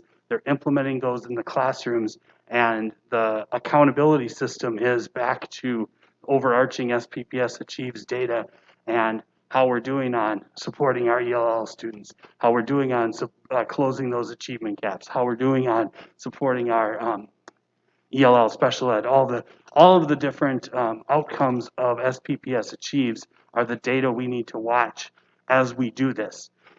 Can we say that the ARP funds have already impacted that? The answer is not yet.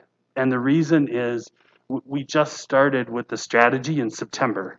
And so the WIN teachers and the job embedded professional development teachers have been working since September to have teachers working in the school day to look at the data, to adjust the teaching, to be more culturally responsive, and to meet the kids' needs just right where they are. We have one set of data from the FAST administration that happened in the fall window, which is kind of September, October.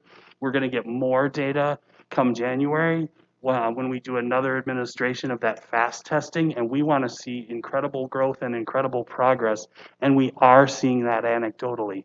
Our WIN teachers are reporting back to us that because they're able to double the number of small groups with students, they're making gains already.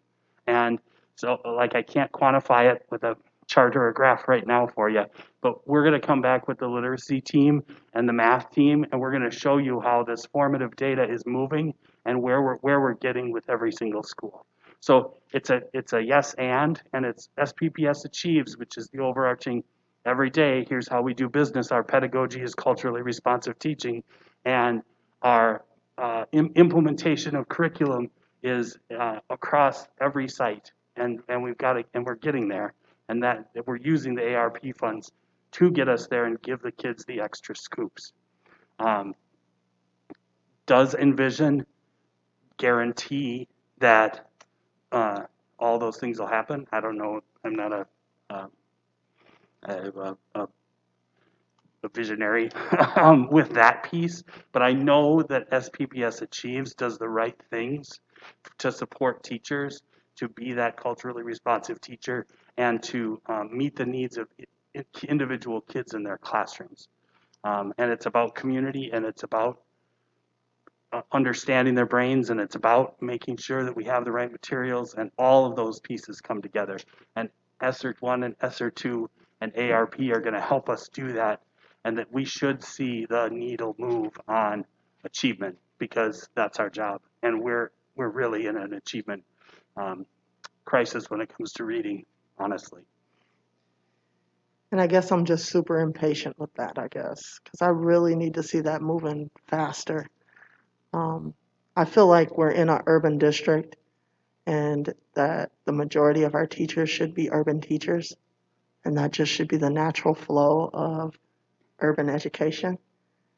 And it's kind of frustrating to me that we have to go through this long, slow process to get our teachers to that point where they can be relevant with our students. And that's really frustrating to me. And so it concerns me. I mean, that's side note, because as you were talking about that, my brain was spinning about classrooms I encountered in the last couple months. But, you know, I hear what you're saying, and we want to get these gray lines balanced. I just think that we are continuing to do the same thing over and over again. I understand the changes that you're saying, and they're just really slow. And I got to be really, I guess, more patient. But in the meantime, while I'm being patient, there's students who aren't learning.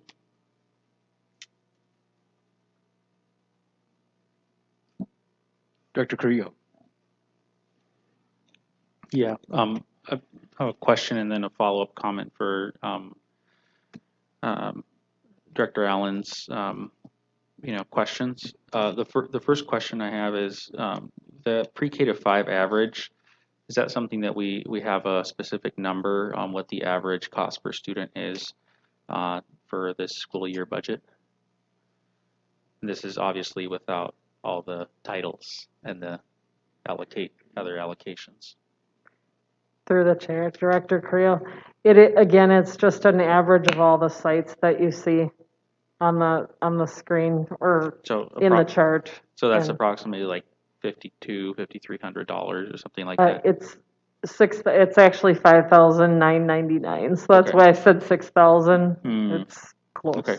So I'm trying to understand here because we're showing these bars and we're trying to explain that something's off with schools that have a low enrollment or lower than and I'm looking at all the numbers and I see maybe the threshold's around 280, 300, under 300 definitely. There's a correlation or some sort of an understanding that the sites begin to suffer in terms of the cost. Like the cost starts to increase because it's less efficient. I'm also noticing that we have very few sites with a student count over 500 students, maybe 6 sites. I'm guessing, and from what I remember seeing previous year enrollments, that number must have been higher in previous years. So overall, our schools are getting smaller, and the schools that have less than ideal size are growing in number. I'm concerned that we're not addressing the core issue and the core questions, which I think our different board members have been asking surrounding the fact of like we have these investments are not necessarily like we're saying, hey, the school's under-enrolled, we're going to invest more. It's just the nature of having an under-enrolled school. You have to put more money in to support smaller class sizes or weird splits or whatever the configuration is. And, all the building costs with the smaller number.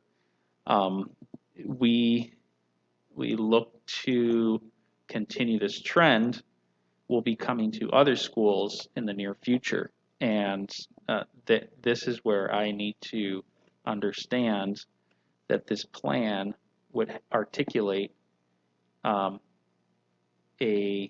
understanding of what the outcome is expected to be in terms of numbers for the projections. And do we have, is it hard or easy to make projections based on what we've experienced within COVID and what we are experiencing in terms of housing costs for our families? Both of those two things, we lost enrollment. Are we expected to lose enrollment up until 2027? Or is it going to be flat, or are we going to increase enrollment? Director, through the chair, Director Creel, I'd actually like to invite Dr. Stacy Gray to come up and explain a little bit about the projection analysis that we use to help with that.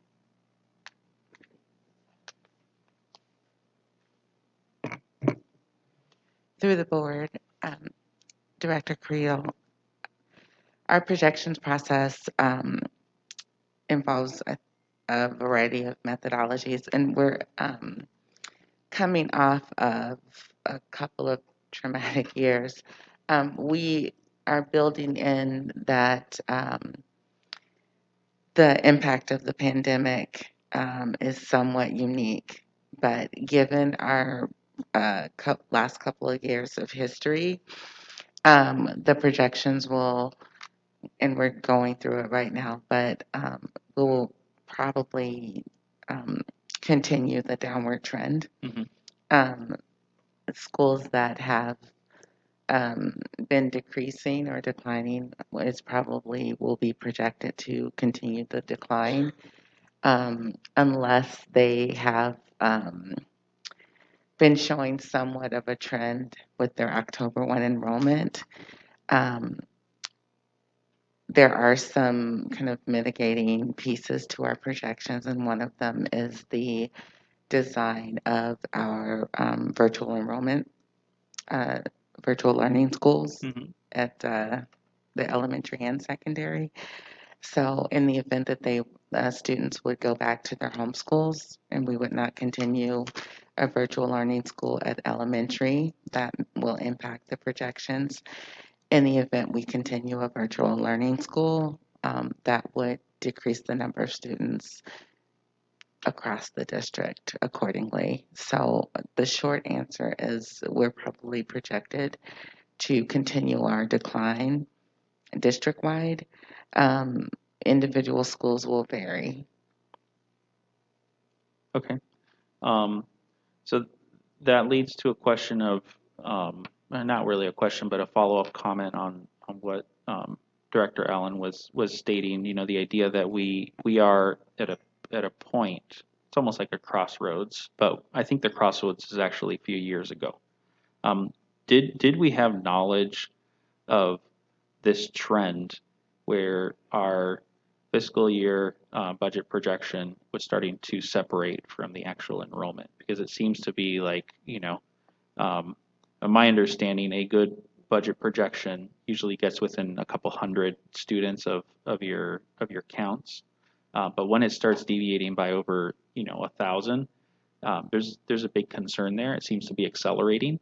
Um, did we have knowledge of this, you know, 2-3 years ago?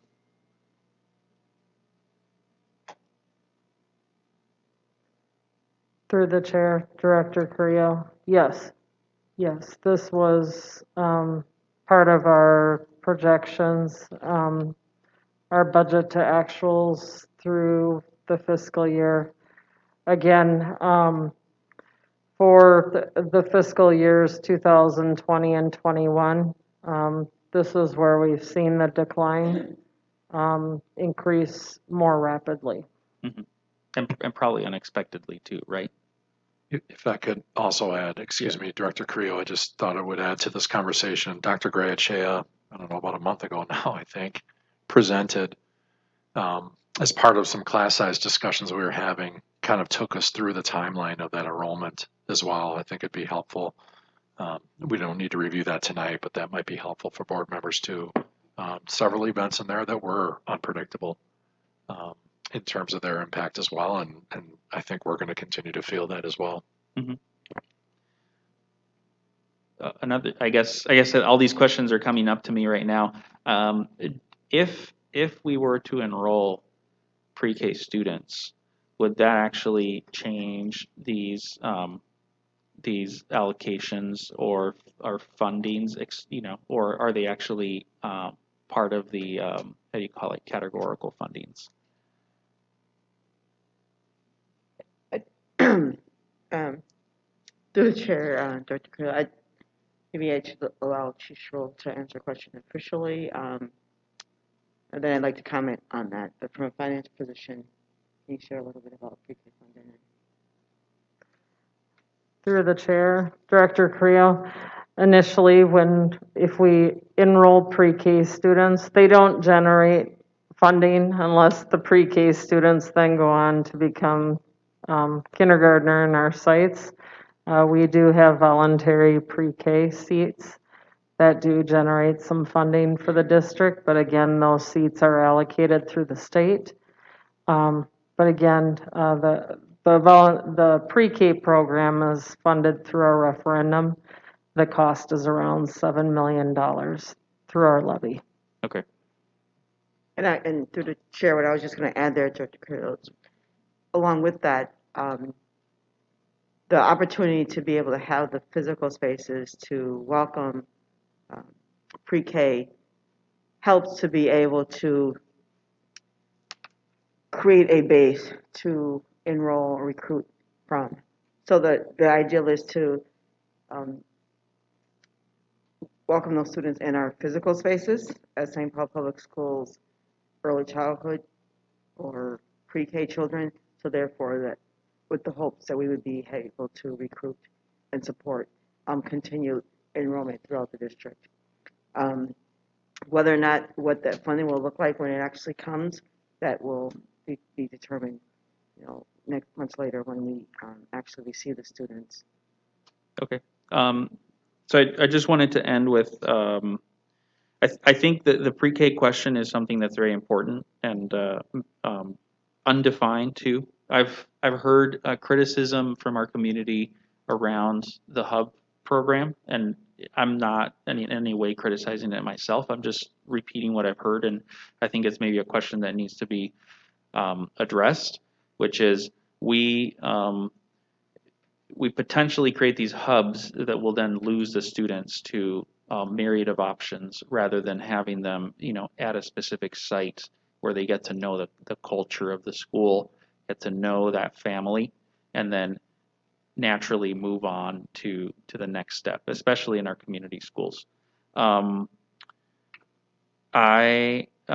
segues into the comment for Director Allen, talking about our need to address our learning loss and specifically pre-COVID issues that we've had with our students of color, our students in schools that have struggled to get better outcomes for our students. So this is a question that we all, I think, agree on. We want to see our schools do better. I I I want to know how the JEPD program is doing right now, given the severe crisis we have with staffing. I cannot believe, I can not cannot believe, but I cannot think but that it's struggling, that there is struggles there right now, given what we're hearing from schools. People are at the breaking point. There's I just have concerns about it. Not that necessarily that it's a bad program, but more concerned that that we're not going to be able to meet the needs of our staff right now, and it's an unfortunate situation that we're in. How are we planning to address that? Is there a contingency plan that we can address those shortages in a way that mitigates the need to spend these funds and also to address the learning loss of our students and the fact that really socially emotionally our students are two grades behind. That's what I've been hearing. Even at home we're kind of experiencing it too. As a parent of two students, it's not easy. COVID totally threw a wrench in our lives, but I think together as a district we have to be nimble enough to address some core issues here that we're, I think, maybe being a bit too rosy about. I'm seeing these enrollment numbers. I'm seeing the fact that our schools are really struggling in terms of morale and ability to get to that well-rounded education piece, which I don't think is just about the numbers, although we have to talk about the numbers, but we have to talk about culture. We have to talk about the capacity of our staff and a myriad of issues that go beyond just looking at these bars. And so I just wanted to echo what Director Allen said, is that we struggle with this patience and we need stuff now, and we also have huge burdens that we're dealing with as a district, as employees, as staff, as parents, as community members, as taxpayers. I just want to be able to say that we have to come up with communal solutions to a communal problem, which has multiple facets to it. And we concern is that we focus heavily on these bars, make decision on these bars, which we do need to, but we forget the ramifications, the causes that got us here, and then we continue down this path, which, you know, slide 24 is very sobering and concerning when you look at the overall district health and the overall ability to be able to get schools to meet that well-rounded education target. Because what we would want to is that all of our schools are somewhat in a green and yellow and have no red schools. But, you know, can we do that? Do we have the vision and the ability to be nimble to get to that place?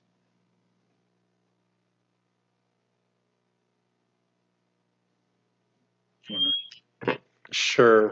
Through the chair, Director Cardio, I think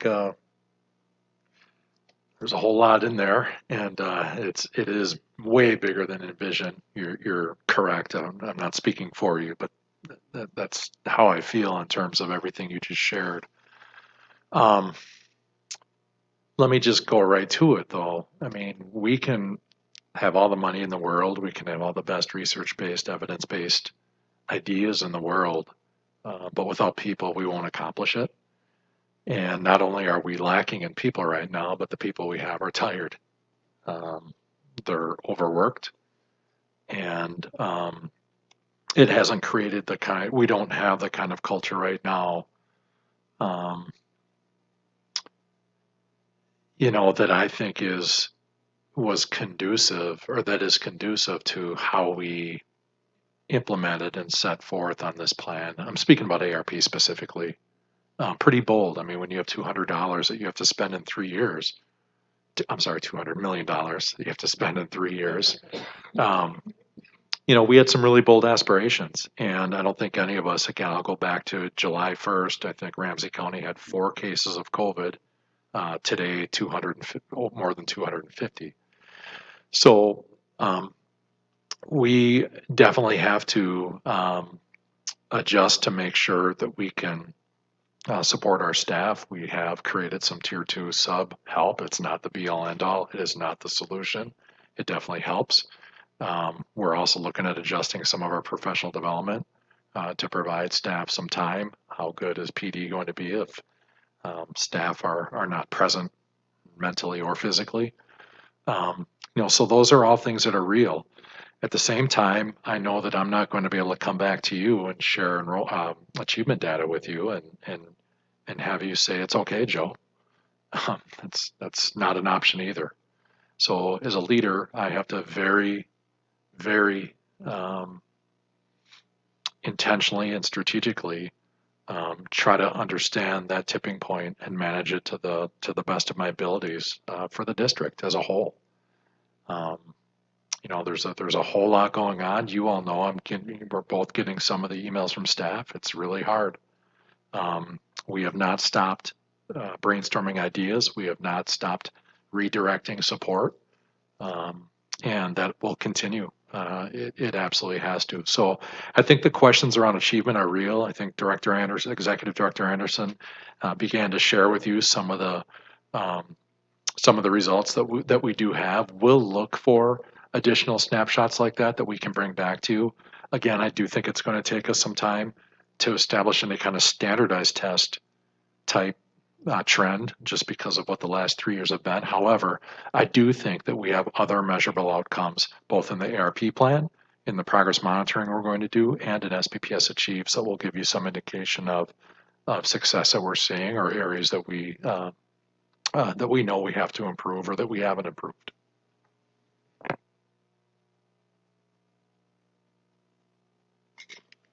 Any other questions? Board members? Director Broderick, go ahead. Yes, thank you very much. Yeah, I could continue to ask questions about this chart on the funding per student with budgeted to actual enrollment. But I'd like to ask just and I think you can maybe just give me a kind of a quick synopsis-like answer.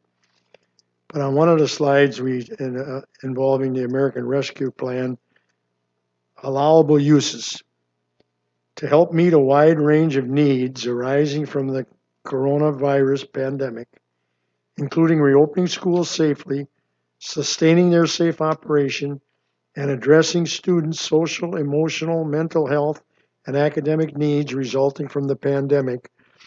Could you just give us a quick summary of how much we've spent on this already, and does it seem to be working?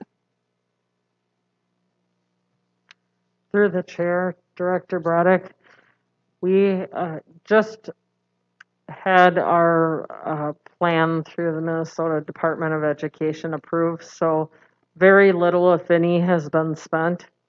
We just came to you, I believe, maybe a month and a half, 2 months ago, with the proposal and initial list of proposals in the application. So it's very early on in the implementation. So as the different departments start to now implement all of their different areas, we'll start to see the spending increase. I know we're seeing a lot in the finance area start to ramp up with the spending. So we can give you an update on that at a further time. Thank you. And Superintendent Gothard, I know this is weighing heavily on your mind also because, as you said, $206 million, and we're supposed to spend it wisely. So could you add anything to what Chief Schul said? Yes, Director Broderick, we have a 9-page overview on our website that was last updated on November 5th. So, we've got about 74 different areas, if I'm not mistaken, that were all allocated funds. But of course, again, this plan was created from our needs assessment. It was created with, the best intentions possible. None of us, I don't think, through any of this would have realized the amount of shortages that we're having right now. And that's ARP aside. A lot of the positions that we have in ARP are additional positions, not all. So some of that work is going to be delayed. It does not mean that those needs go away. So we are, working as hard as we can to be creative without putting additional burden on individuals who are already working hard to see what other supports can we put in place. But again, I could share that with you so that you all can see the different categories that we have. I'll give you one example. Community partnerships. It was important that we allocate some funds to partner with the community. Not just to say any partner, here's funding to come in, but to set up a process and a procedure so that our community partners can partner with us in any area. You heard about some of them tonight with some of our schools that aren't able to offer some of those great things. So we think we had a really good plan for the next 3 years. It's been a real challenge right now, but I would be happy and actually you've directed me to provide you updates on the ARP as we go. Thank you very much, Superintendent Gothard, and thank you very much, Chief Schul. Thank you all.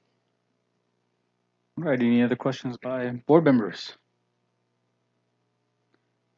No, I just want to revisit my question earlier about identifying what a well-run school looks like real quick. Through the chair, Vice Chair Booth, what I like to suggest, I do believe our Dr. Stacey Craig has that information that she's going to share. I'd like to make a suggestion on a way forward that we've been taking notes, and several of you had some additional questions and or at least wanted to know some additional information. I'd like to share what I believe those are and provide those via to you, and to be transparent with the community, have that information uploaded simultaneously to our website with notation that what question this was answering, and then provide, encourage if the community has additional, that they can use the SPPS Envision email to be able to ask their question related to it, and we do answer that in real time. I'm just trying to think of a way how we move forward, knowing that this is our last virtual meeting or meeting that is live streamed prior to um, the vote. I know we do have VOE tomorrow, but what I'm tracking is that there still would like to be, Director Ellis mentioned that a base for well-rounded education. I know we did provide what started out to be a one-pager with describing a well-rounded education and ended up, the more we worked on it, ended up being closer to 4 pages. That information is actually, I believe, titled Getting to a Well-Rounded Education, kind of a narrative of a well-rounded education. That's also going up on our website. So I hope that provides a little bit more for you. Not, we're still open to receiving that feedback. Vice Chair Vu, you want to see something more around Parkway, more specifics with that actual design. We'd like to see in writing that Parkway is repurposed for the Hmong Cultural Language and Studies upper campus, and more of a timeline, and we'll certainly add that one to it. I think Director Broderick, you'd like us to think a little bit about the Highwood Hills and how can we continue to re-envision without disrupting. We heard that from a few of the board members, disrupting the current student population. Director Allen, sounds like you are concerned about the overall level of disruption with the whole given pattern, and just wanted us to be mindful and strategic about that disruption. We won't forget about the district councils. Director Kopp, that was a very good addition to our process, working with the buildings that are being repurposed. We will, again, like I said, add the schools that have at least 3 sections and or above 300 on that website, so you actually see that list. Vice Chair Vu and Director Carrillo, appreciate the fact that you were questioning whether or not 250 is what we're trying to get at, or 300 with the 3 sections, so we will provide a clarification around that misunderstanding. And then finally, the chart that we were attempting to probably discuss quite a bit on the same graph. We take that feedback and we'll provide kind of some clear talking points around that we could also provide what we were attempting to show with this. That might help the communities understand really what we were trying to do. Overall, the chart was not meant to connect at all to academic achievement, as that wasn't part of our any of our key findings that we were really looking at with Envision. So those are those I'm tracking. Vice Chair Vu, members of the board, the recommendation to add it to the website and give it to you all collectively as a board. Is that acceptable? I just want to be clear, you're going to add those information requests, those questions to the website, and you will give it to us. At what time will you give it to us? I'd like to have the remainder of the week on some things. Some things are ready now, but I'd like to have at least 2 days to be able to upload all of the information that I'm tracking. So 2 days, so by close of business Wednesday. Okay. I just want to be clear, this will be given to us through email, or will So it be? I'm suggesting through the board, through email, but in order to be transparent with the community, we would add whatever we give to you, we would put that same information up on the website with the indication that Director Vu asked for XYZ, here's the answer to that particular question. Okay.